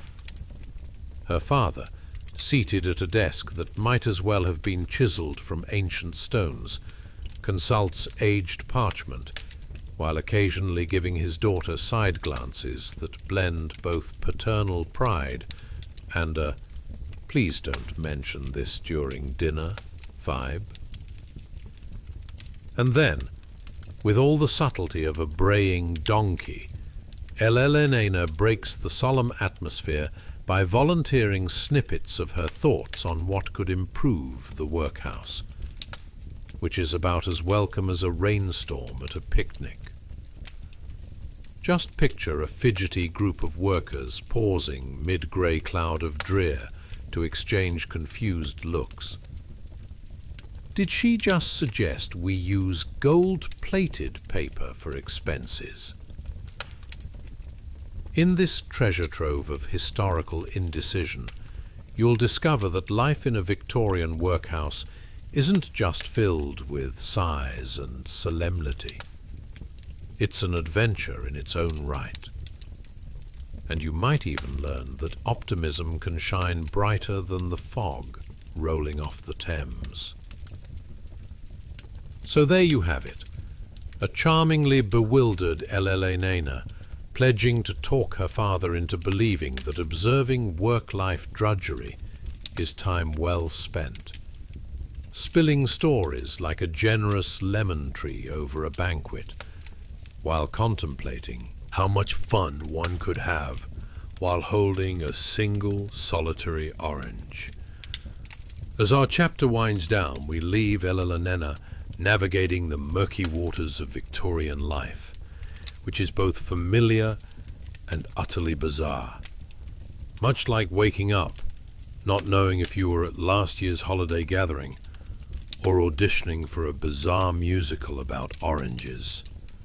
And trust me, friends, you can't make this up. Chapter 15. Elena's Secret Sweets and Stealthy Oranges. Hey guys, welcome back to another historical snooze fest, where we take you on a journey even more delightful than a Victorian afternoon tea, minus the actual tea and the social niceties, of course. Tonight, we're entering the world of Elena Blackwood, our spirited young protagonist, as she navigates the thrilling minefield of Victorian morality and snack-related smuggling. Are you ready? Picture this. It's a chilly morning, and you're trying to decide between wearing your one good corset or the other one that's mostly functional. Decisions, decisions. Have you ever felt like packing your childhood desires into your pocket and sneaking them into a stuffy gathering as though it were an illicit rendezvous? Like, maybe, slipping a secret stash of snacks into an overly formal family dinner. Because, trust me, Elena's about to take snack smuggling to new heights. Now, dim those lights. Turn on your pretend Victorian fan to keep that delightful scent of coal and chimney smoke wafting about, and get cozy. This charming escapade continues as Elena prepares for her outing. It's a scene you might liken to a heist thriller, where the stakes are as low as finding fresh bread at a discount grocery store, but the excitement is palpable. Let's imagine Elena's morning routine, shall we? She stands in the modest security of her opulent bedroom, a tempest of curls around her face. The air is perfumed with the lingering scent of lavender from the sachet her mother left tucked into her nightgown. It's as cozy as a warm hug, though significantly less likely to provide any comfort when her father finds out about her heist. "Sarah," she hollers like a Victorian queen who's just commanded the court to serve pie at breakfast. Sarah, her faithful maid, flutters in. Think of her as the Robin to Elena's recessive Batman, except with more aprons and not as much crime-fighting. "We need to prepare. I have a glorious plan that involves a handful of oranges, a sprinkle of mischief, and a grand adventure." At this point, you might be wondering, why, in the name of all that is sweet and saccharine, would a little girl be obsessed with oranges on a chilly Victorian morning? Well, it turns out oranges were something of a rarity in those days, a veritable treasure among fruits. Imagine them as the overpriced avocado toast of the 19th century, only much less Instagram-worthy and devoid of trendy hashtags. While Sarah, who really just wanted a quiet day of polishing silverware, sighs dramatically, Elena does a little jig of excitement that could only be described as the Victorian shuffle. She has an ingenious notion. If she can discreetly come up with a little stash of treats, she might just brighten the day of some poor children who would otherwise be lamenting the tragic absence of sweets in their lives. 6 oranges and a handful of sweets, she declares, with the same fervor one might reserve for winning a ticket to the theater. There's something endearing in her naivete, like a kitten thinking it can tackle a lion. But challenge is afoot. The question is, where would she hide her stolen riches? With the intuitive stealth of a cat burglar, if that burglar were somewhat clumsier and habitually mismatched, she reaches for her fur muff, an accessory so fluffy it could easily double as a miniature pet. You have to appreciate the ingenuity here. I mean, who would suspect an innocent fur muffin of harboring important contraband? So picture Elelena digging into her muff with the same determination you might show when searching for the last piece of chocolate in a half-eaten box. "This will bring joy," she whispers, a crusader of sweetness. She tucks in a couple of oranges, a jelly sweet that's attempted to hide its gelatinous existence, and a few candy sticks. It's like the Victorian version of a survival pack on a nature walk, if that walk also included children hoping to candy barter, like modern-day entrepreneurs. "Shh, no one must know," she insists, clutching her muff. "It's a surprise." And in this moment, the sheer delight of zany secrecy fills the room as Sarah, the reluctant accomplice, rolls her eyes. After all, what kind of mischief would she need to mop up if Elelena were discovered? "Just tell me you're not planning another grand bazaar with your father at the workhouse," Sarah grumbles as she helps Elelena adjust her frock. "Last time was an absolute catastrophe. I still have nightmares about the ledgers." Now, dressed in her best, a frock made of cotton and iron will, Elelena feels like a young queen on her way to conquer lands unknown, armed with nothing but her cheerful disposition and a muff filled with illegal citrus. "To victory!" she shouts, as if leading her own theatrical parade. So off they go, Elelena with her heart set on spreading joy and her muff filled with contraband, while Sarah trails behind, half-rolled eyes and half appreciative of her spirited charge. Would they be successful? Would the oranges change the world? Probably not. But that doesn't mean it isn't a little slice of comedic history in the making. With that delightful scene in your mind's eye, it's time to pause and embrace the absurdity of Elelena's secret mission. Whether it ends in a joyful communion of merry children, or a fiasco worthy of a slapstick comedy, one thing's for sure. You definitely can't make this up. Chapter 16. A Breakfast to Awaken the Senses. Hey guys, welcome back to another mildly interesting historical journey where we dig into history like a Victorian child holding on to a single cherished orange. And honestly, let's be real, that fruit might be the most exciting thing on the table. Tonight, we transport ourselves to a Christmas morning when the dining hall is so sparsely decorated that it makes a minimalist artist's heart flutter with glee. Imagine stringing together holly and ivy like it's a fancy nature-themed arts and crafts class gone hilariously awry. Now, before we dive deep into the world of buttered bread and treacle that would make even the grumpiest of adults clap with delight, why not take a moment to dim those lights like you're trying to hide from your responsibilities? Put on that fan to mimic the chilly, delightful crispness of a Victorian winter morning. Snuggle up, get cozy, and maybe ponder these existential questions. What if bread were a popular art medium? Would it now be referred to as bread art? And what if treacle was the new kale, inspiring an entire health fad? How many lives must an orange change before we start calling it a gateway fruit? Can a single lonely piece of toast make you feel as special as a Broadway star? Congratulations, you've just woken up in 1880, a time when breakfast options were as limited as a cat's motivation to take a bath.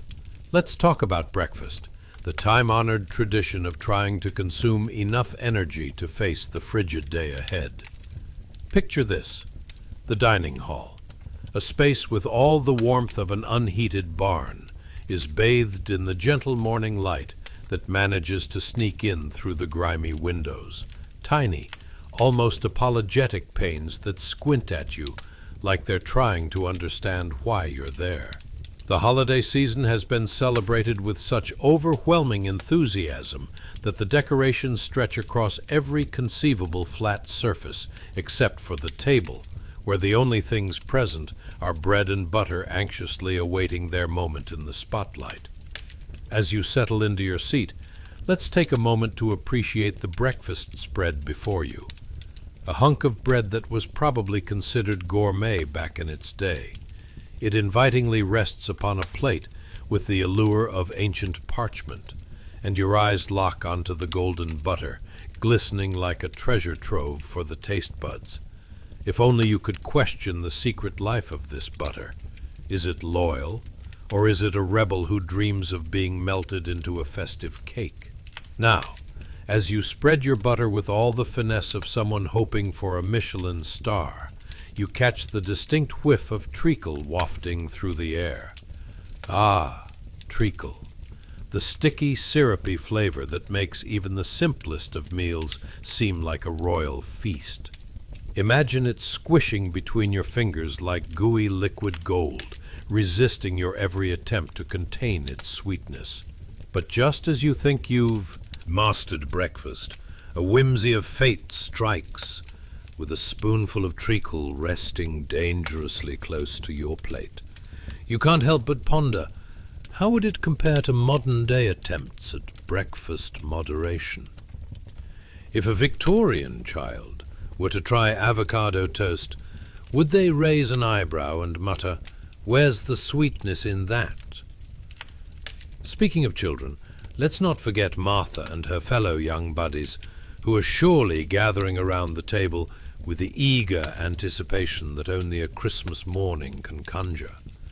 Their eyes gleam like precious gems in the flickering light, as they compare their meager gifts. Because might I remind you, in these times, one single orange could be like winning the lottery. The siblings' chatter fills the air. "Did you get an orange?" "I did." "Well, that's grim. I got nothing."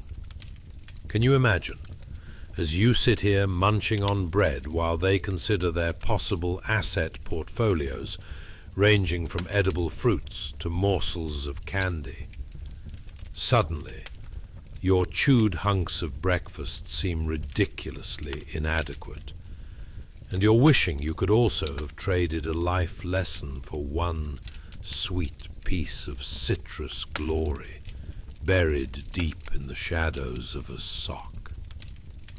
Amidst this slightly scrappy breakfast, you begin to feel the unmistakable tension, the sort that teeters on the edge of delightful chaos.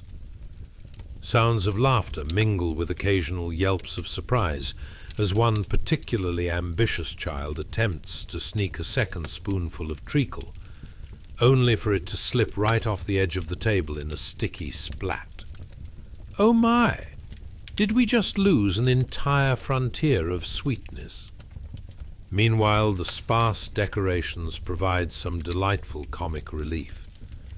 The holly and ivy dangle awkwardly overhead, looking forlorn, and more than a little confused about their holiday purpose. Were they meant to cheer, or just serve as reminders of how much effort no one put into decorating this year? A true reflection of Victorian practicality, mixed with occasional slips of whimsy. So there you are, in this warm, chaotic moment, embracing a spirit of merriment, where food unites and treacle flows almost as freely as the giggles around you. in the folds of life, even the smallest odds and ends, like a spoonful of treacle or a delightful gathering of hapless children, become the wrecking balls to which we'll cling during the rest of the day. So what's the punchline here? Maybe life, like a Victorian breakfast, is simply about mastering sticky situations with a hint of laughter. Because while you can never quite predict what splatters might happen, you can always choose to savor the moments that make you giggle, even if they're just a little messy. Chapter 17. The Feasting Table of the Workhouse. Ah, the midday meal, the feast of champions, or rather the feast of those whose dreams of culinary indulgence might as well be as distant as the moon. Imagine yourself sitting at a long rickety table, surrounded by a cast of fellow workhouse residents, all trying their best not to eye each other's bowls with the stealth of a cat eyeing a mouse. The air is thick with the aroma of beef stew that, if you squint just right, could pass for liquid magic. Alas, in reality, it's more like a bowl full of memories past, meat and a few stubborn veggies squished together like they were preparing for a very awkward school dance. On this particular day, the beef stew is playing it cool, presenting itself with a small portion of potatoes and carrots that look less like food and more like sad little shadows of what they once were. But don't let the unimpressive presentation fool you, for Martha, seated at the far end of the table, each spoonful of stew is a culinary dossier she plans to savor long after the meal is over. She's all about commitment to memory. You can practically hear her thoughts echo, "Dried bread, I remember you fondly, but this is something worth cherishing." Now, what's a Victorian Christmas without a generous dollop of seasonal cheer? As the final spoonful of stew slides down your throat, there's a moment of airy anticipation. You know what's coming. Yes, the dense, sweet Christmas pudding. This pudding, a luxurious mix that seems to whisper sweet nothings to your taste buds, must have undergone more trials than a contestant on a reality cooking show. It's as if this pudding was the star of the family recipe book, awarded a gold star for effort and deeply beloved by all. Just imagine the first taste, a mouthful of warmth and sweetness so powerful it could make even the crankiest of workhouse overseers let slip an involuntary chuckle. Of course, if you were to mention the calorie count, that would change everything faster than a squirrel at a nut convention. What's that, you say? A single spoonful contains the equivalent of my life's savings? It's the kind of dessert that demands you commit your life to the pursuit of treadmill regret. Yet, in the moment, it's pure bliss. But who's that over there? Why, it's young Timothy, his eyes gleaming with youthful mischief, sneaking an extra spoonful of pudding like a thief in the night. "Timothy!" A voice booms from down the table, an exasperated workhouse aunt who specializes in keeping the rest of the kids in line. "Are you planning to steal all the pudding like someone hoarding their retirement funds?" Timothy grins as he takes another bite, and you can see the gravity of that spoonful resting in his cheek, as though he were a festive chipmunk. "My life goal is to ensure the pudding doesn't escape into some other child's belly," he declares, a twinkle in his eye. And you can't help but admire his tenacity. After all, why not approach pudding with the same seriousness as a job interview? As the laughter echoes around the table, Martha, with an air of preemptive wisdom, reminds herself to commit the richness of this meal to memory for the lean months ahead. What if she muses softly, eyes twinkling. This is the last time I ever eat such splendid pudding. I'll be telling my grandchildren about this glorious spread like an elderly bard recounting epic tales.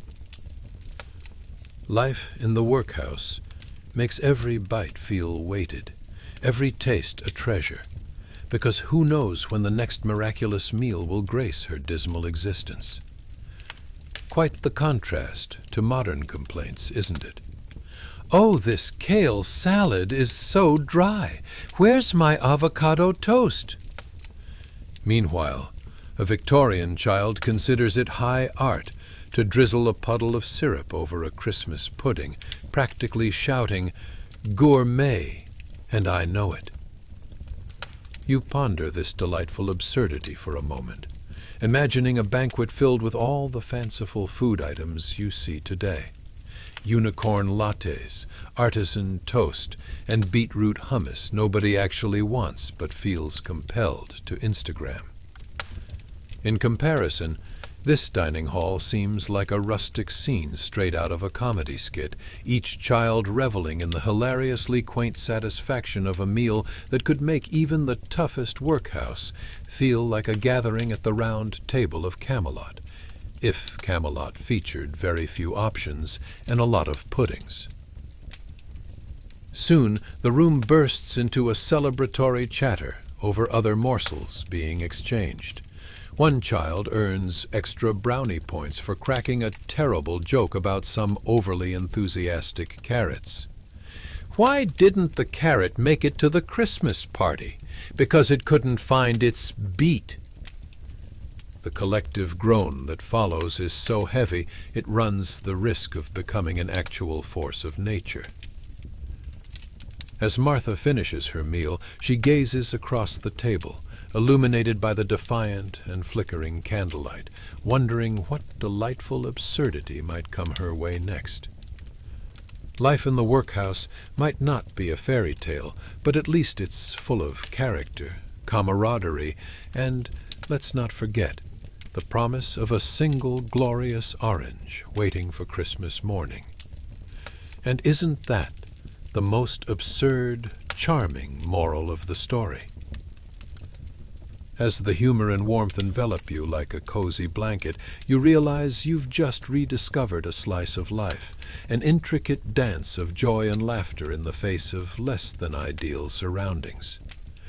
And let's be honest, in the grand scheme of things, perhaps the secret to life really is about embracing those moments, sugary puddings and garbled jokes. Because honestly, if you can't find the funny in a Victorian workhouse, where can you? Chapter 18. The Arrival of the Benefactors.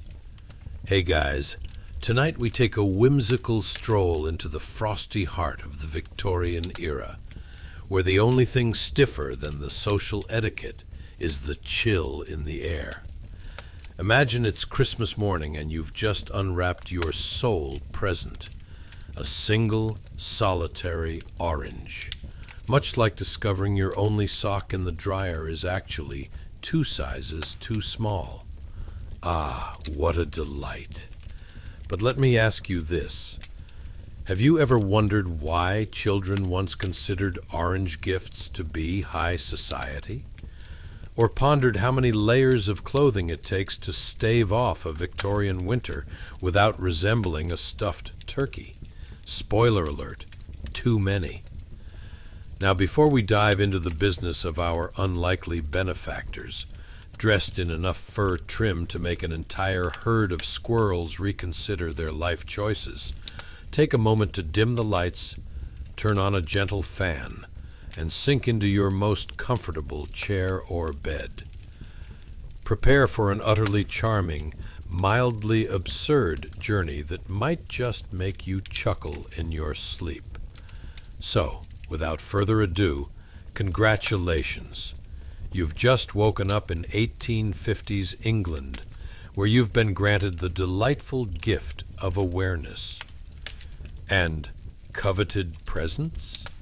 Let's just say that if you're lucky enough to receive an orange on Christmas morning, it can only mean one thing. Mr. Penge and Mr. Cornelius Blackwood are in town.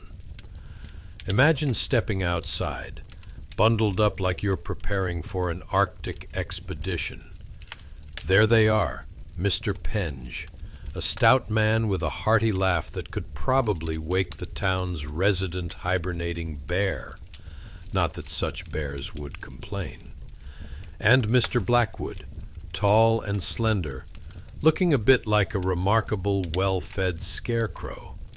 They stroll into the chilly morning air, their fur-trimmed coats swishing about like a pair of overzealous curtains caught in a particularly gusty draft. As they approach, you can hear the faint rattle of baskets filled with gifts, each a potential winter miracle, or, as children would come to discover, the world's best kind of cruel joke. Among these treasures is a wooden crate that has never made anyone feel more like royalty. It's filled with gorgeous, vibrant oranges. But why, you ask, are two well-dressed gentlemen parading questionable treasures through the frost-nipped streets? It's because those oranges, delectable and immensely coveted, are the gold coins of an absurd era. The kind of item that has children drooling at the mouth like they've just been offered a lifetime supply of candy. Why just one orange, you may wonder, bewildered, as Mr. Blackwood cheerfully explains to an eager crowd of delighted children. Ah, because, my dear friends, Christmas is not about quantity, but about quality. Like a lovely frock coat, it's practically art. Now, let's pause and remember the wonders of Victorian life. You're not just any child. You're a Victorian child. Your Christmas wish list probably includes a new pair of socks, or perhaps a fancy new top hat, if fortune smiles upon you, of course. And there's Mr. Penge with his booming voice, reciting verses about the glories of yesteryear that have made children's heads spin faster than a top at a fair. No additional gifts. Just think of the joy of sharing your orange like a fine piece of literature. Of course, amidst this festive jubilation, one little sprout named Timothy is checking his pockets, convinced he can negotiate his way into a secondary present. Isn't it splendid, Mr. Penge? An orange today could very well mean an entire fruit salad tomorrow. Oh, but young Timothy, old chap, that sounds suspiciously like a slippery slope. What will you ask for next? A diamond tiara? Mr. Penge chuckles, patting young Timothy's head like a benevolent uncle after he shares an embarrassing story. Meanwhile, Mrs. Frumpkins, the dear old woman who prides herself on her knitting skills and endless gossip, chimes in with her thoughts. You know, dear children, back in my day, the only tree we had was a tumbleweed, and the gifts were made of good wishes and hope. Look how far we've come, from nothing to a single glorious orange. But let's be real here. If there's one lesson they teach you growing up in the Victorian era, besides how to properly curtsy while covering up the fact that your shoes have holes, it's how to appreciate the little things, like a lone orange. Otherwise, you might end up longing for an iPhone and wondering why your wooden toy isn't getting any updates. So, as Mr. Penge and Mr. Blackwood pass out the oranges, you can't help but feel a warm glow inside, like you've just found a hidden stash of chocolate in your kitchen cupboard when none was expected.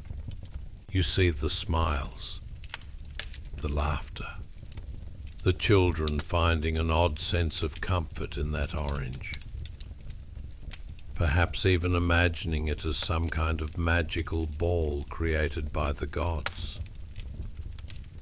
But deep down, you know that with Christmas just around the corner, you'll have to brace yourself for the cold reality of the rest of the year. Simply put, sad, fleeting moments wrapped in mysterious cheer. Because in the grand scheme of Victorian life, hope comes in the form of a glorious round fruit, or perhaps the sweet thought that maybe, just maybe, next year will be the year your Christmas morning features more than a single orange. You can't make this stuff up. As the laughter and festivities unfold, one thing remains clear. The absurdity of human existence means we'll keep finding joy, even if it's only in a humble citrus fruit. Who knew an orange could mean so much? Simple gifts, strange twists, and a playful spirit. That's the essence of a Victorian Christmas. And who among us can resist that charm? Chapter 19. The Orange of Wonder. Ah, there she is, Martha, the young sprite of our tale, her face adorned with rapture that could only be rivaled by a dog finding a sunbeam. She curtsies gracefully to Mr. Blackwood, her movements as refined as a cat attempting to walk on a hot tin roof. And with trembling hands, how they shake like leaves in a December breeze, she receives her prize. A heavy, vibrant orange, radiant as the sun on a particularly optimistic Monday morning. Now imagine the scene. A couple of well-dressed gentlemen surrounded by a gaggle of eager children. Martha's eyes dart over to Ella Lanena, the girl in the green velvet dress, styled to resemble a small tree. Her intense gaze piercing through the mist of joy and unmatched jealousy, as Martha clutches her solitary treasure. And let's face it, in this moment, the orange might as well be the crown jewels. Welcome to a Victorian Christmas, where gift-giving philosophies ran wild. The good folks of the era decided that if a child can't count their presents on one hand, well, they're just being greedy. What's truly essential, darling, is that each child has the opportunity to marvel at one perfectly realized piece of citrus happiness. And here you are, in a time where even throwing in a bit of tinsel made you a Christmas rock star, standing amidst this idiosyncratic celebration. Now, as you soak in the delight of this intoxication, this array of oranges and hopeful dreams, let's delve into the depths of Victorian gifting logic.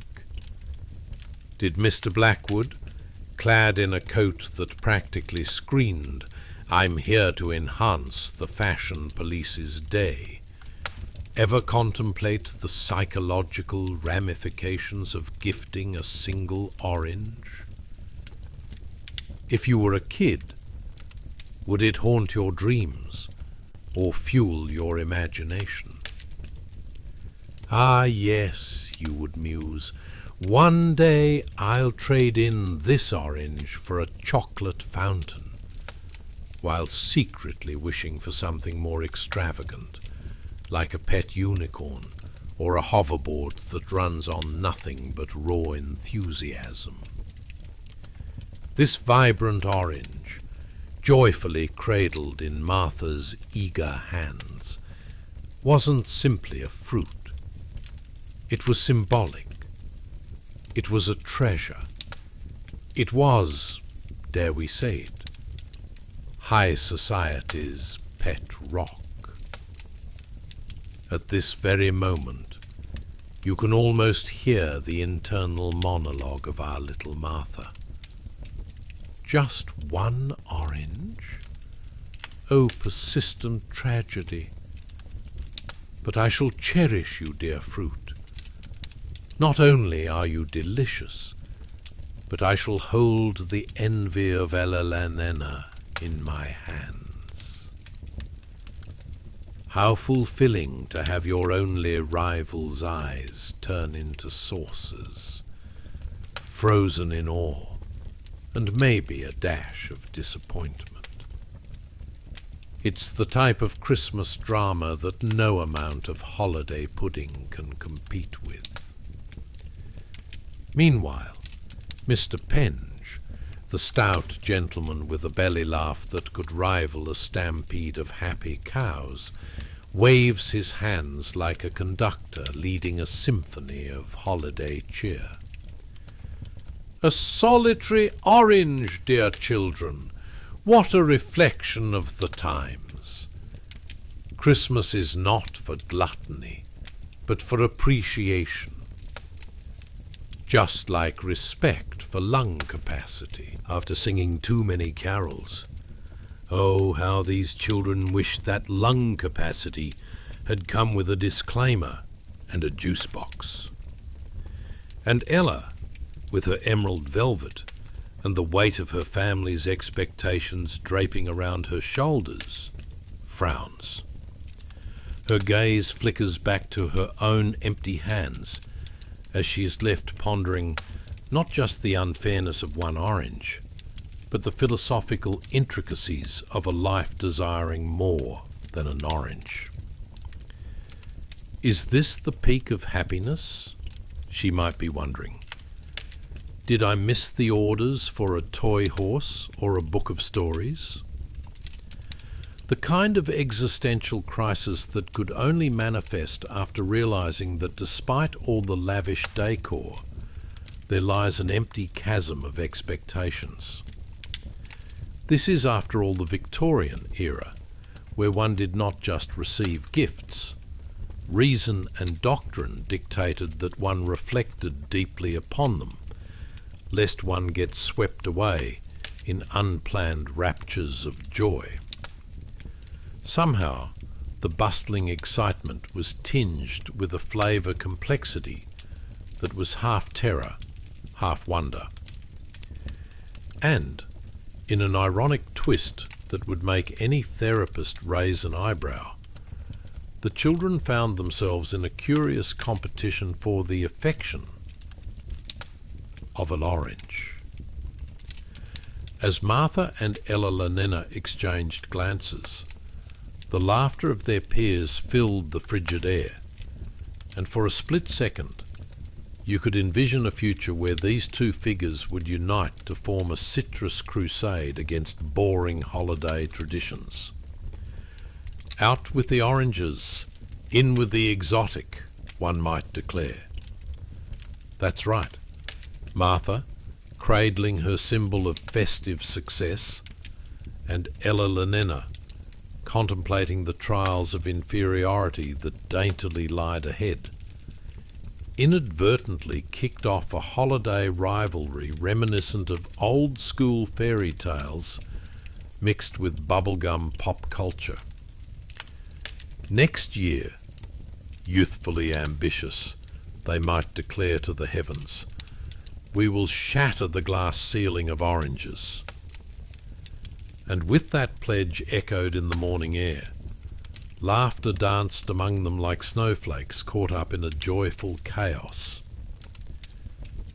But dear listeners, as the festive scene unfolds around you, it's clear.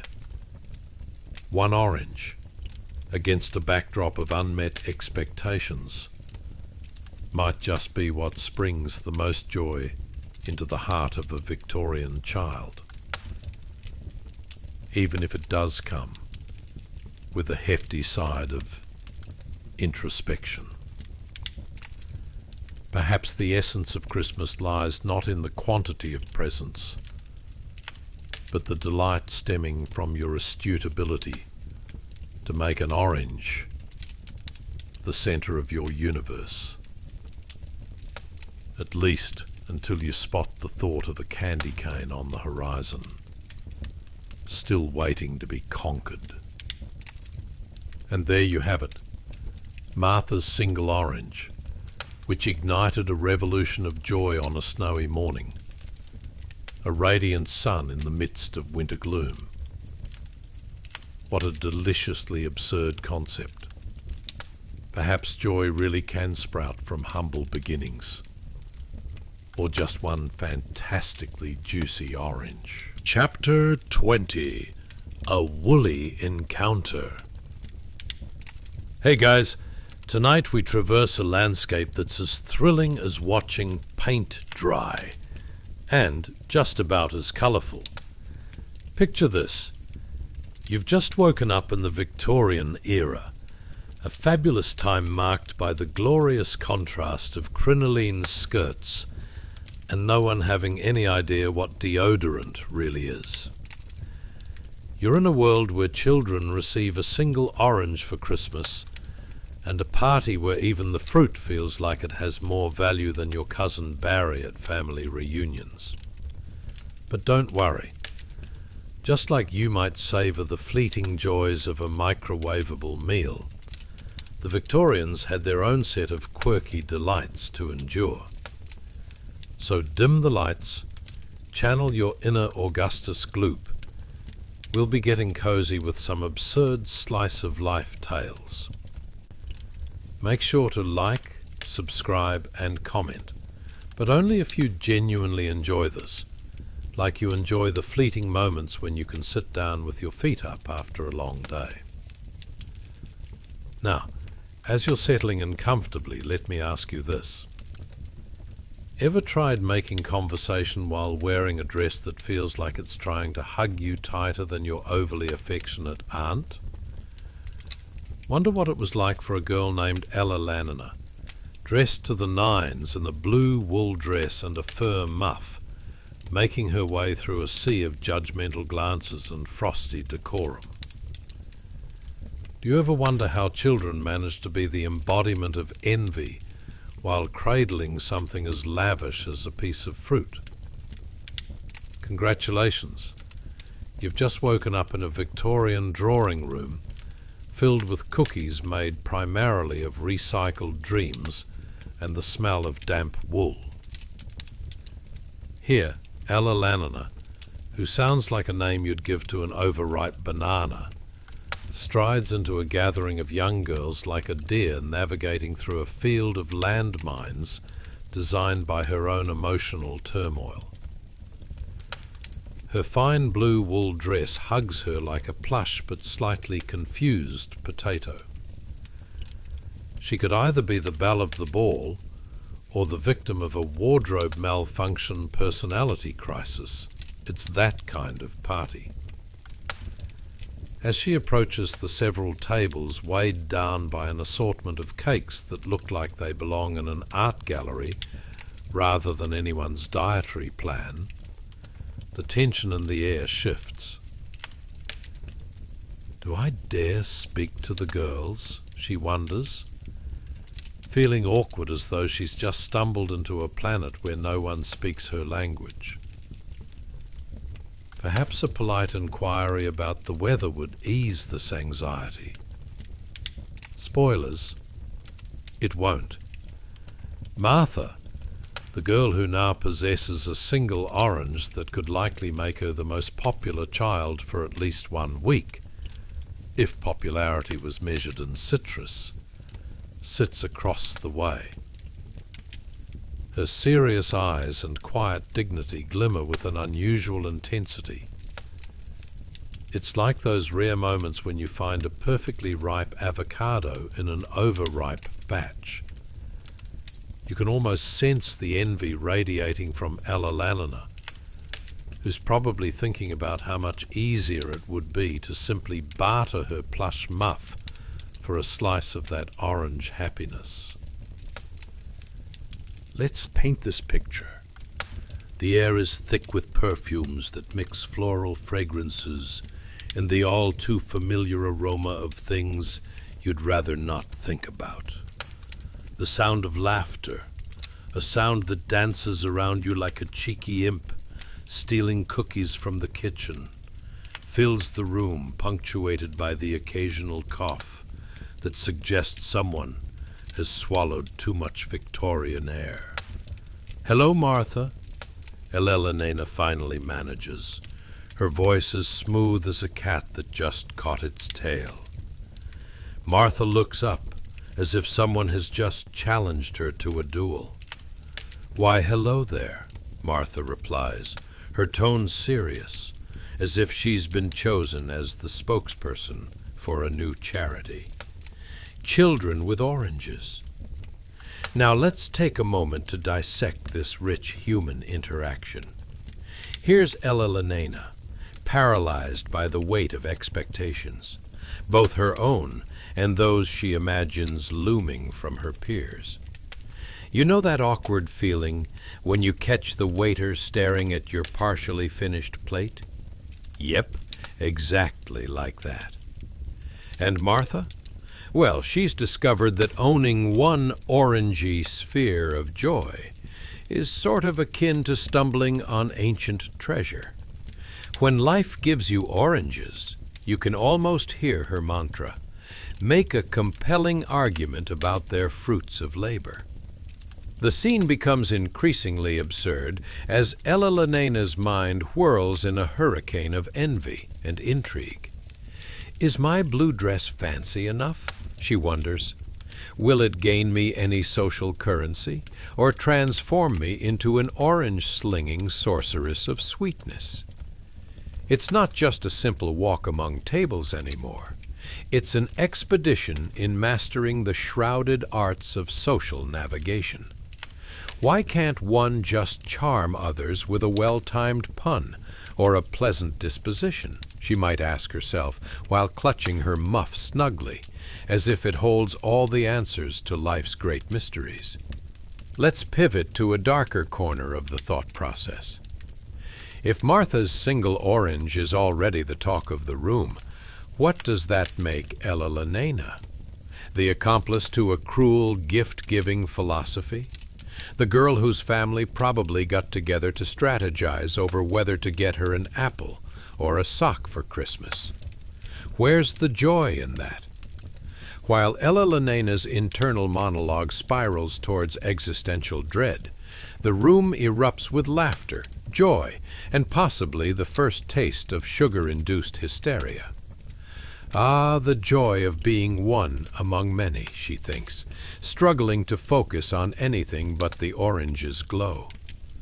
Maybe, just maybe, sharing a dessert that looks like it survived a baking experiment gone horribly wrong might hold the secret to her popularity instead. So there she stands, wrapped in wool and wonder, amid something resembling peer pressure and that potion of self-doubt. A remarkable holiday party for sure. And that's still not the most ridiculous part. You can almost hear the unspoken question hanging in the air. Is this the essence of childhood, or just the prelude to fanciful rivalries that will carry into adulthood? The tension is palpable, and in the immortal words of philosophers far more clever than I, you can't make this up. Chapter 21. The Secret Orange Exchange. Hey guys, tonight we're diving deeper than a Victorian squirrel into a pile of acorns. We're about to explore the fascinating world of children trading a single orange like it's the last golden ticket to an amusement park that doesn't exist. Can you imagine? Dear Sir, I'd like to redeem this citrus fruit for a lifetime of joy and possibly some confetti. But before we get too lost in the fruity festivities, let's take a moment to appreciate how utterly wild life was back in the Victorian era. Here, children shared food like it was some kind of ancient barter system, all while dressed in outfits that made them look like they stumbled out of a woolly cloud. So, you might ask yourself, how did a single orange come to symbolize the peak of holiday luxury? And what could possibly possess a child to have their entire Christmas ride on the back of one piece of fruit? Well, grab your cozy blanket and get ready to settle into your imagination. Dim the lights, possibly light a scented candle, if you have one, preferably not a Victorian one, since those would smell like despair. And prepare for an exploration into the wonderful world of 19th century childhood schemes. Congratulations. You've just awakened in a Victorian drawing room filled with the kind of turmoil usually reserved for soap operas and family board game nights.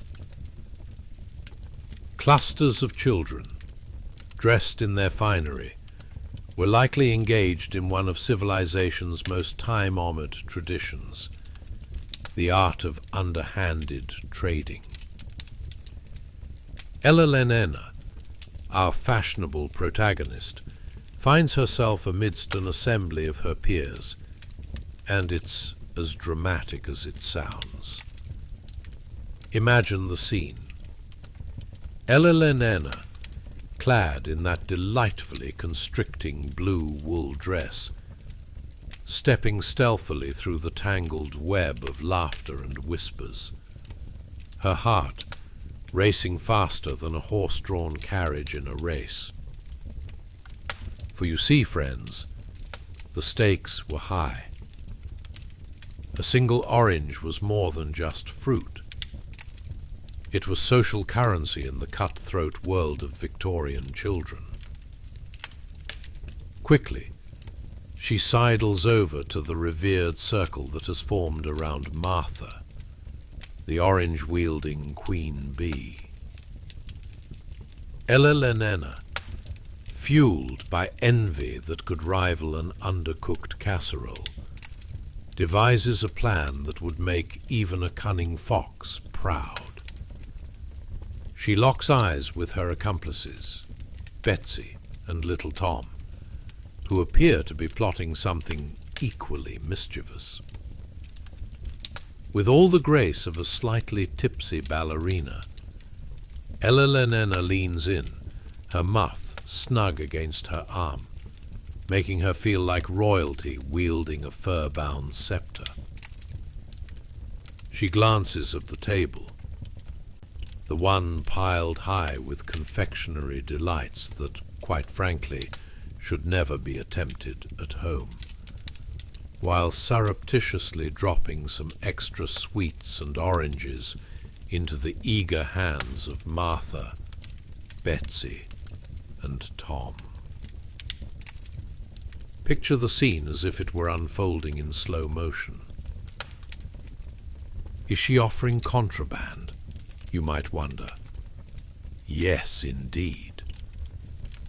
Imagine the chatter, the laughter fading as people notice the fragrant undercurrent of fruit and sugar being passed around, as if it were evidence of a secret underground society dedicated to fruit-based capitalism.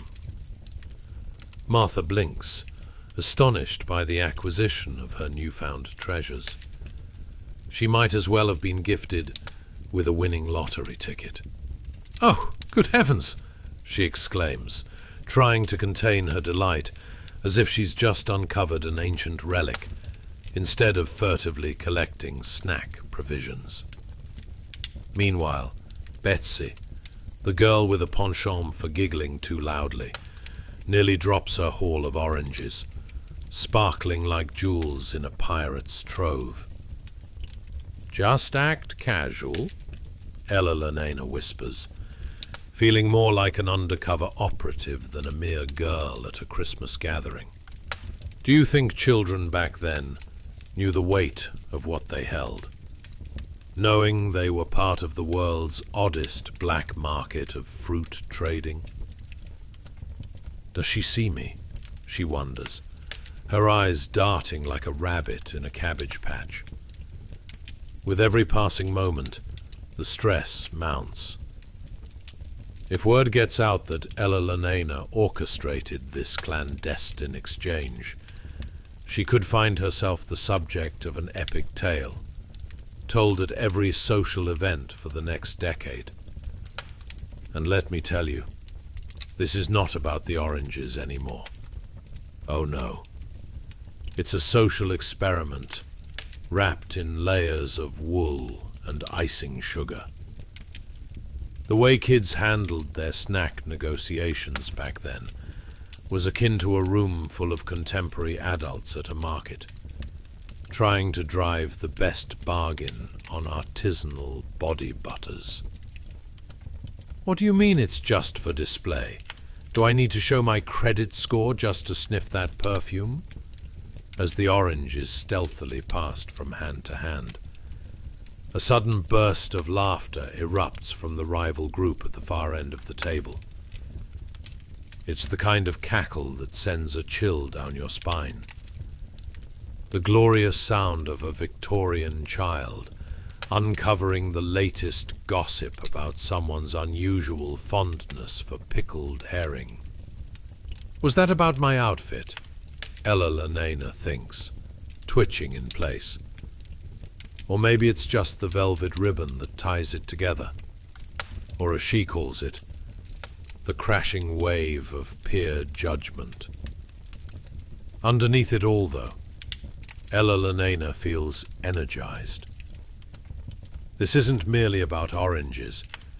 This is about camaraderie, hiding delicious secrets, and the intense thrill of being a child in an era where everyone takes themselves just a little too seriously.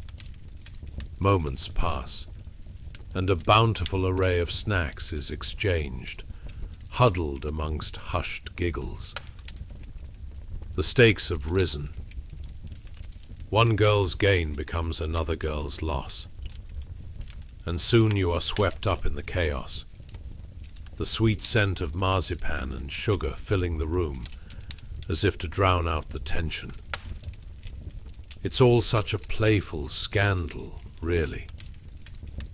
One might consider it the birth of the first Victorian social media. One orange at a time. So, as you rest easy tonight, imagine a world of vintage fruit bartering, where your only challenge is whether to share your treasure or hoard it like a squirrel with a secret stash. Because honestly, you can't make this stuff up. In the great narrative of history, the oranges of the Victorian era have somehow become a delightful memory that reminds us to take ourselves a bit less seriously, roll with the unconventional, and embrace the hilarity that ensues when children wield the power of fruit like ancient kings. And with that, let's take a soft sigh, lean back, and allow the sweet silliness of life to cradle us gently into slumber. Chapter 22. The Orange of Joyful Secrecy. Hey guys, tonight we're peeling back the layers of history like it's an overly complicated fruit salad. Ever wonder how a single orange became the holy grail for Victorian children during Christmas? Spoiler alert, It has nothing to do with secret citrus cults, even if that would be a thrilling side plot. Now, you might be thinking, what kind of life did these children live that made an orange feel like winning the lottery? Picture tiny, wool-clad adventurers, their eyes twinkling with dreams as bright as the candles lighting their gloomy little parlors. Oranges were basically their version of the latest smartphone, simply impossible to get your hands on, and utterly desired, often leading to intense trading and secret meetings that could rival a clandestine spy network. So as you get settled in for the evening, maybe dim the lights, tuck your feet under the blanket, or grab that extra cookie you know you wanted. Imagine the atmosphere buzzing with urgency and unspoken treats, because who wouldn't get giddy over the thought of secret fruit exchanges in the dead of winter? Now, let's picture the atmosphere. If you were a Victorian child, what would it feel like to trade a precious orange with your friends? Would you have your friends strategizing like tiny negotiators? I'll give you my best marbles and a stick I found for that prized fruit. Or perhaps you'd be one of those kids who could never get a good deal, and often ended up offering your second best apple in return. Quite the tactical failure, wouldn't you agree?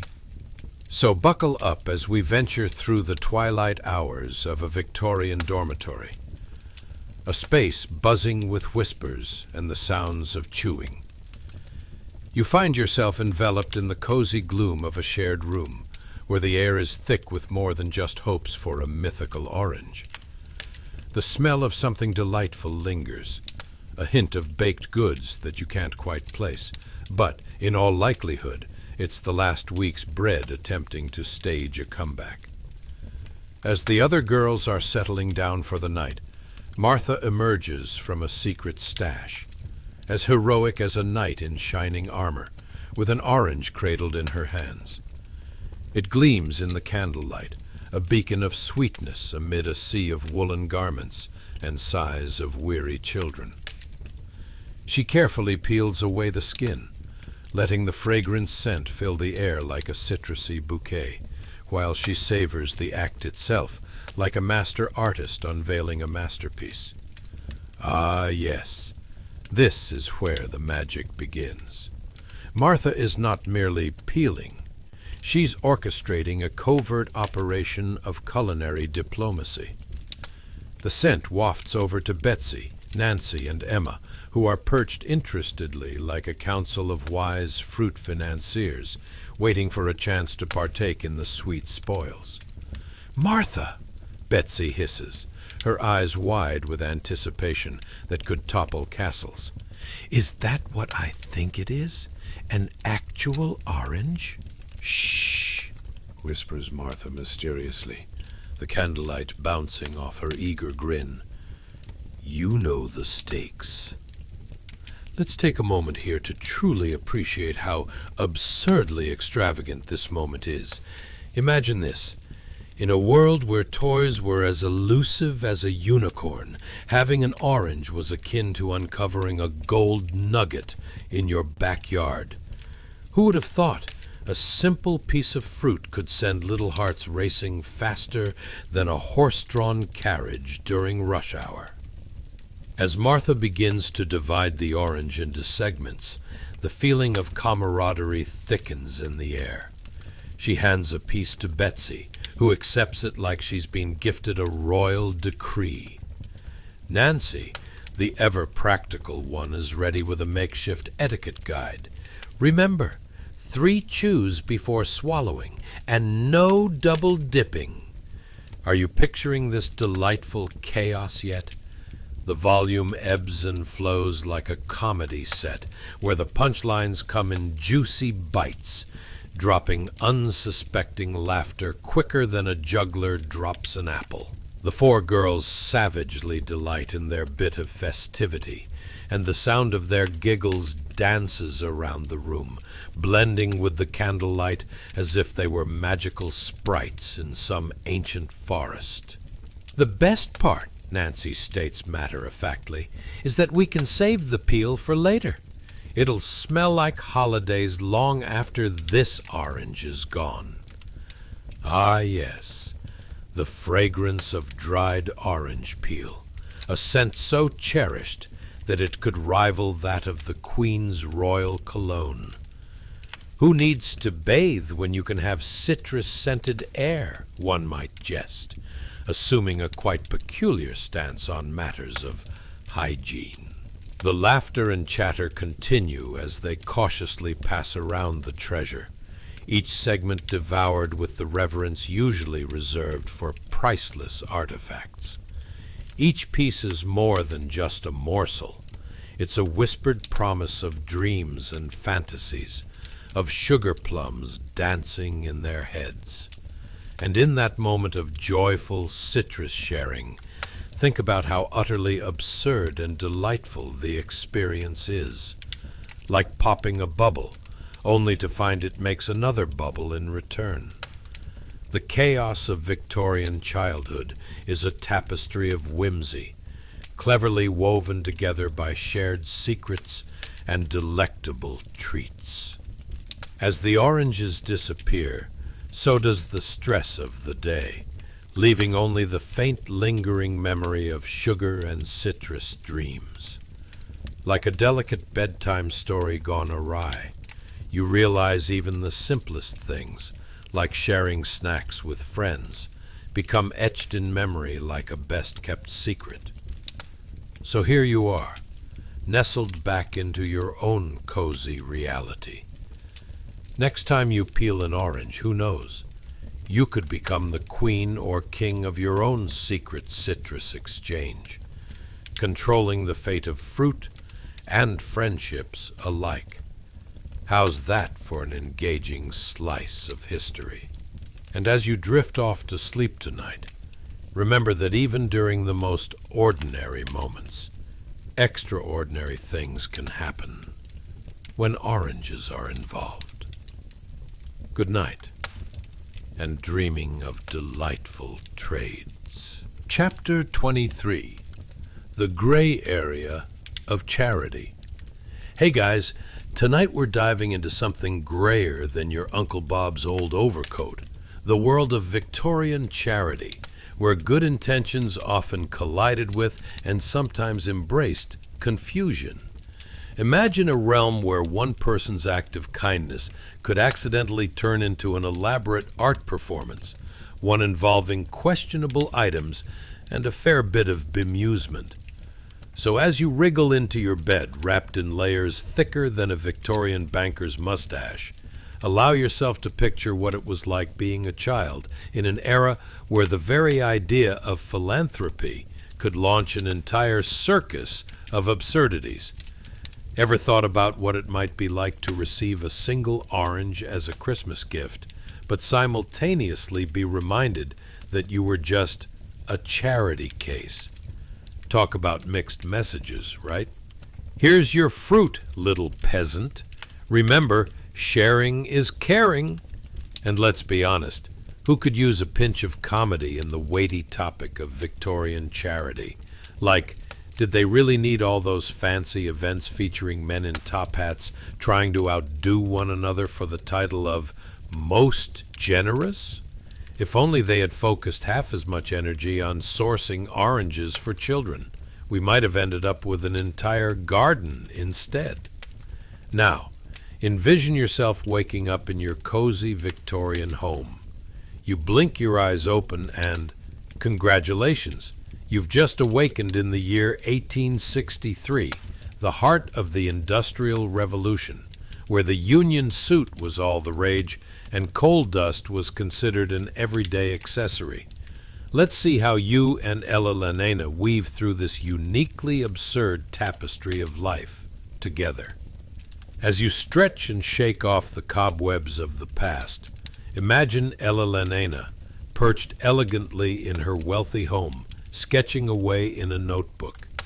The candle flickers, casting dynamic shadows on the walls, filled with portraits of people whose names you've probably forgotten. Ah yes, the famous elite, the ones whose charity was often more of a show than a service. We can almost hear Ella Lenina mumbling to herself, "How do I help? Do I send Mrs. Puddingbottom a lovely fruitcake, or is that too cliché?" But Ella Lenina doesn't want to follow the scripted steps of her father's detached charity. No, she feels a spark, a desire to dive deeper into what it truly means to help. You can almost picture her daydreaming about gathering together a new brigade of child warriors, armed with kindness and oranges, ready to conquer the world one misguided charity auction at a time. Through the window, the soft sound of sleigh bells dances in the air, singing a tune of seasonal cheer that mocks the very idea of wealth disparity. Sure, there are carolers outside, but do they know that an orange, for a child in the estate below, represents more than just citrus? It symbolizes hope, dreams, and the possibility of one day exchanging that one treasured orange for an improbable future, like getting a real chocolate bar instead of those crumbly little imitation ones. You can almost hear her mother's voice. "Now make sure not to let the servants see you." As if there's a secret society revolving around citrus trafficking. We wouldn't want them thinking we're too charitable. In a world where generosity is wrapped in rules as complex as a Victorian ball, Ella Lenina is having none of it. So she continues to sketch Martha Watts, that mysterious child who changed everything. You know, the one who had discovered that summer's treasure would find its way into victory for winter's little souls. The smell of her father's cigars lingers in the air, mingling with the scent of freshly polished wood and the faint aroma of the oranges they had shipped all the way from some exotic land. Was it Florida? Was it a surprise gift from Uncle Fitzwhoever? Who could say? But what matters is that these moments in her home transform into swirling thoughts in Ella Lenina's mind. What does it really mean to give? As she carefully curves her pencil across the page, imagining a court of children divvying up their dreams like a slice of cake, she starts laughing. That would make for an interesting town meeting. What should we feed these children? Sugar and dreams, or just more expectations? Ella Lenina chuckles, almost startling herself as she hits a rare spark of inspiration. The laughter fades, allowing an idea to settle into the crevices of her heart. Let's stop trying to sew them dresses made of good intentions, she nods sagely to herself, and instead give them the tools to wear their own ambitions. If she could hold a feast where everyone shared oranges, why then charity could become a ripple of joy instead of guilt. Imagine the tasty twists in culinary diplomacy, where love and laughter replace judgments. A true Victorian era us against them. Only in this case, us is united in gratitude for the bright, delicious gifts of nature. So, as Ella Lenina's pencil flows lightly over the paper, crafting her vision of an orange-filled utopia, a place where childhood dreams are realized with every citrus shared, it's hard not to smile. Here in the shadows of the past, we witness how even a simple piece of fruit can ignite revolutionary thoughts. And isn't that what makes history mildly interesting? Just remember, the next time you peel an orange, You might just be tapping into a once-hidden world of charity, confusion, and a sprinkle of joy. Lemonade stands and all. As you slip deeper into slumber tonight, consider what kind of citrus revolution you would orchestrate if given half the chance. Good night, and may your dreams always prove more fruitful than you expect. Chapter 24. A riveting citrus connection. Hey guys, tonight we embark on a journey so bizarre it could make a Victorian novel sound like a light rom-com. The tale of an orange that became the crown jewel of a child's Christmas in the 19th century. So, buckle up, because as we explore this fruity escapade, you may find yourself wondering how one piece of citrus became synonymous with hope, charity, and perhaps an ongoing debate about the correct way to eat an orange in polite society. You'd think it was a noble dinner party featuring duck à l'orange, but no. Tonight, it's just an orange, possibly accompanied by a slice of guilt. But before we start peeling back the layers, or should I say, the zest of this story, if you're feeling entertained by the absurdities of history, why not give us a like, subscribe, and maybe comment about the last time you got a single piece of fruit as a gift. But only if you actually enjoy this, of course. Now, let's set the mood. Dim the lights. Grab a cozy blanket. Even your childhood teddy if you have one handy, because we're taking a snooze-time dive into the world of Victorian children. Picture this. Do you recall a simpler, yet slightly absurd moment from your own childhood? Maybe the sheer excitement of receiving socks on Christmas morning. Well, replace socks with an orange, and welcome to the world of Martha Watts, where the scent of citrus twinkled in the air like stars in a December sky. Ah, the Victorian era, a time when wealth disparity was so pronounced it could have inspired a reality TV show titled Rich and Poor, the Same City, Different Lives. Upon waking, congratulations! You've just stepped out of your mundane existence and into the year 1863. The air is tinged with coal smoke and citrus dreams, and it's cold enough outside that your breath might just frost over and freeze in mid-word. Let's paint the picture. You find yourself nestled beneath a heap of patchwork quilts, probably made by someone's grandmother who had the uncanny ability to waylay all fabric scraps into one glorified bedspread. And what's this? You reach beneath your pillow and discover an orange.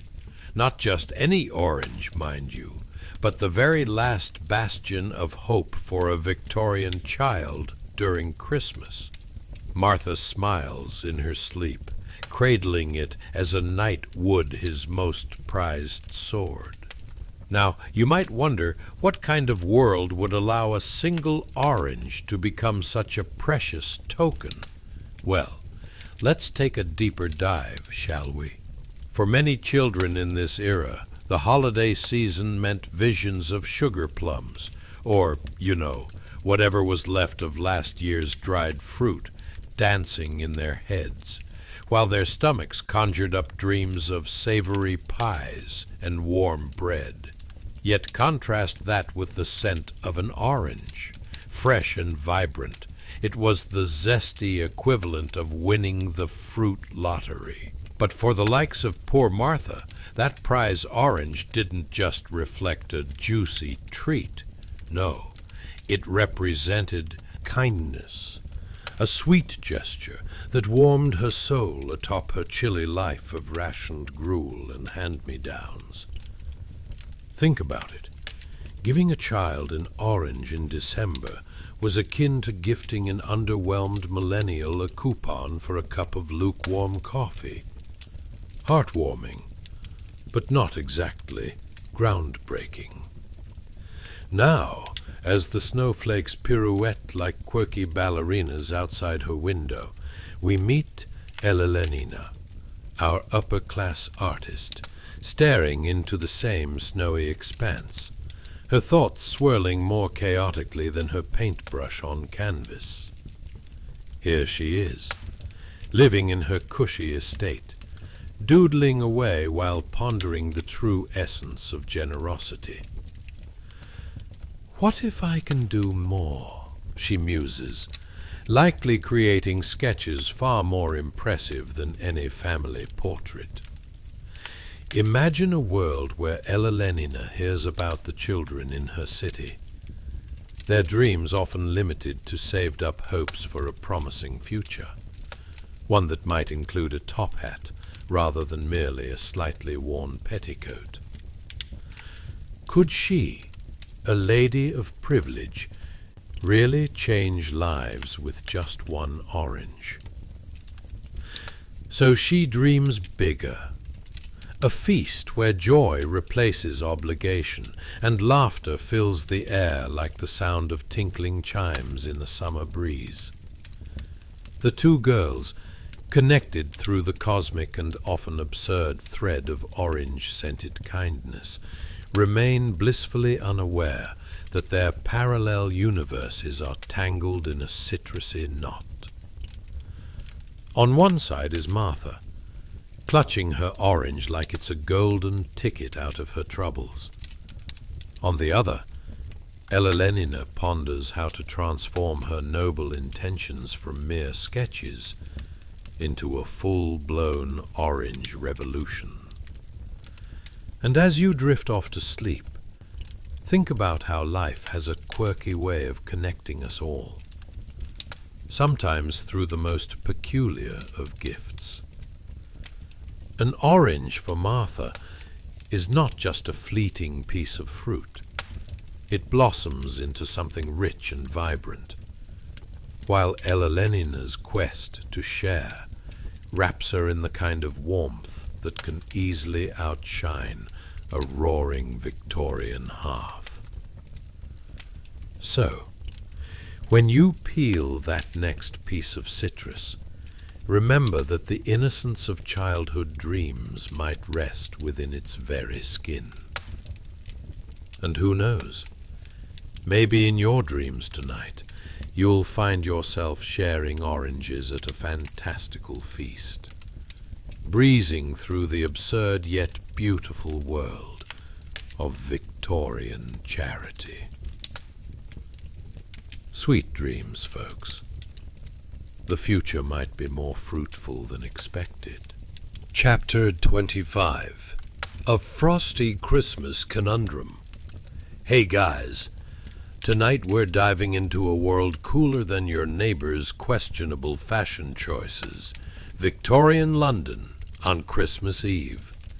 Now imagine waking up in a workhouse dormitory where the beds are as cheerless as a day without caffeine, and the frost on the windows could rival a horrific ice sculpture competition. If that's not the perfect backdrop for a holiday special, I don't know what is. But before we embark on this breezy journey that'll leave you warmer than a misfit mitten on a snowman, why not take a moment to hit that like button, subscribe, and leave a comment about your most absurd holiday memories. Only if you enjoy this, of course. No pressure, I promise. So go ahead, dim those lights, nestle into your comfiest blanket, and prepare for a tale deeper than a snowdrift and far less pleasant. What exactly was going on in the life of a Victorian child who was lucky enough to wake up on Christmas with only an orange to look forward to? Seriously, did they have the same abundance of nothing feeling that hits when you unwrap yet another pair of socks as an adult? Now, let's slip into our Victorian boots, tie on those dusty bonnets, and congratulations. You've just woken up in 1863 in a London workhouse. It's the kind of place that smells a bit like old bread and the unrelenting hope of better days. You squint in the faint dawn light that struggles through frost-covered windows thinner than your patience with slow Wi-Fi. Rows of beds, all more cheerless than a tax collector's Christmas party, reveal children still tucked in, clutching what could be their only prized possession, a blanket that's seen more wear and tear than a favorite childhood toy. A tiny girl named Martha, barely 10, shivers beneath her patchwork quilt, which feels about as useful as a chocolate teapot in this weather. Now, you might wonder, what could be worse than waking up in a frozen dormitory, heart set on dreams of Christmas magic? Oh, but it gets better. A look around reveals the peeling walls, the creaky floorboards that sound like they're auditioning for a horror movie, and, wait for it, the pervasive winter chill sitting deep in her bones, refusing to budge. Imagine for a moment that her greatest enemy isn't the biting cold, but the nagging reality that this Christmas a single orange would be the height of joy. It's like if you woke up on your birthday only to find a coupon for a free hug instead of a cake. But alas, it was Victorian times. Who wouldn't want their spirits lifted by an exotic fruit that had traveled more miles than a modern-day hiker? Martha huddles under her scratchy quilt, half choked by dread and half hope. She slips out of bed, every inch of her feeling like a human popsicle, and scuttles to the communal area, which doubles as a makeshift dining hall. Picture it. A table of sparse porridge served lukewarm, that delightful dish that's more about survival than satisfaction. If porridge had a personality, it would be the quiet guy who brings chips to a party and still gets voted most likely to be forgotten. As she stares at the meager offerings, Martha dreams of that orange, plump, juicy, and packed with potential. A single piece of citrus that isn't just fruit, but a beacon of hope. A delicious reminder that the world still has a few sweet corners, even when you're living through a Dickens novel. After a bite of this fantasy fruit, you could almost envision a shimmering Christmas tree, at least in the corners of your imagination, where it's cozy and warm. But let's park our historical sleigh for a moment and consider Martha's circumstance.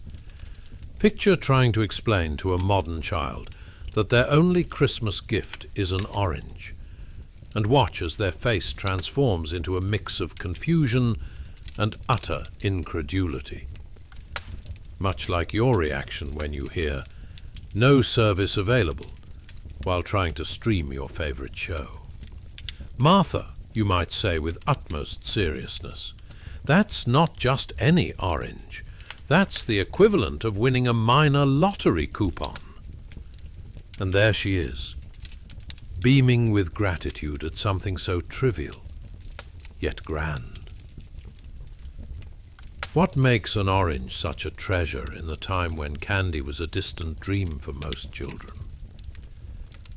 It's like giving an adult a single ice cube on a hot summer day and telling them it's a fancy cocktail. Back in the workhouse, the day plods along, and Martha clings to her citrusy daydream with the fervor of a modern-day binge watcher waiting for the next episode's cliffhanger. Meanwhile, the other children flit around her, trading hopes and dreams like marbles, as if they're calculating how many Christmas wishes can be exchanged for the ultimate prize. A rare glimpse of warmth, or perhaps, if they were fortunate, a gingerbread cookie, which, let's face it, might be harder to find than a needle in a haystack unless hay is a key ingredient. So, as you snuggle under your blanket and close your eyes, picture a world where happiness is bundled in a single orange, where chilly mornings breed warm hearts, and where even the frostiest situations might sprout into something sweet. Let that image cradle you into a peaceful slumber, mixing dreamlike wonder with the absurdity of history. Because tomorrow, who knows? You may find yourself dreaming of a Victorian Christmas feast full of joy, laughter, and an abundance of shiny citrus. Sweet dreams, everyone. And now Martha closes her eyes, the workhouse quiet finally settling around the thin blanket. You survived Christmas in a time that didn't believe in comfort, a time when a simple orange was a year's worth of sunshine and luxury. You survived the pervasive, aggressive cold, the eye-watering stench of lye soap, and the deeply disheartening disappointment of wallpaper paste porridge. You outlasted Mrs. Grimwig's sour disposition and Mr. Penge's sermons on humility, which were always delivered by people who had never experienced humility. Think of Ella Lenana, too, the girl who had everything, but whose conscience was finally stirred by the sight of your quiet dignity. Even the absurd, unearned privilege of the Blackwood family couldn't block out the truth of the workhouse entirely. It's a strange, quiet victory, a connection forged across a great social chasm by a shared moment and a secret piece of contraband fruit. So tonight, as you tuck into your clean bed with hot water and indoor plumbing, maybe whisper a quiet thank you to Martha and the workhouse children. They remind us that the human spirit is remarkably resilient, capable of finding joy in a single orange, and even capable of laughing at the sheer, ridiculous unfairness of it all. History is often gross and terrifying, but it's also proof that people are stubborn, hopeful, and kind of ridiculous. May the memory of a single treasured orange be the sweet scent that follows you into sleep. Rest well, knowing your deepest discomfort tonight is probably just that one persistent pillow crease. Good night.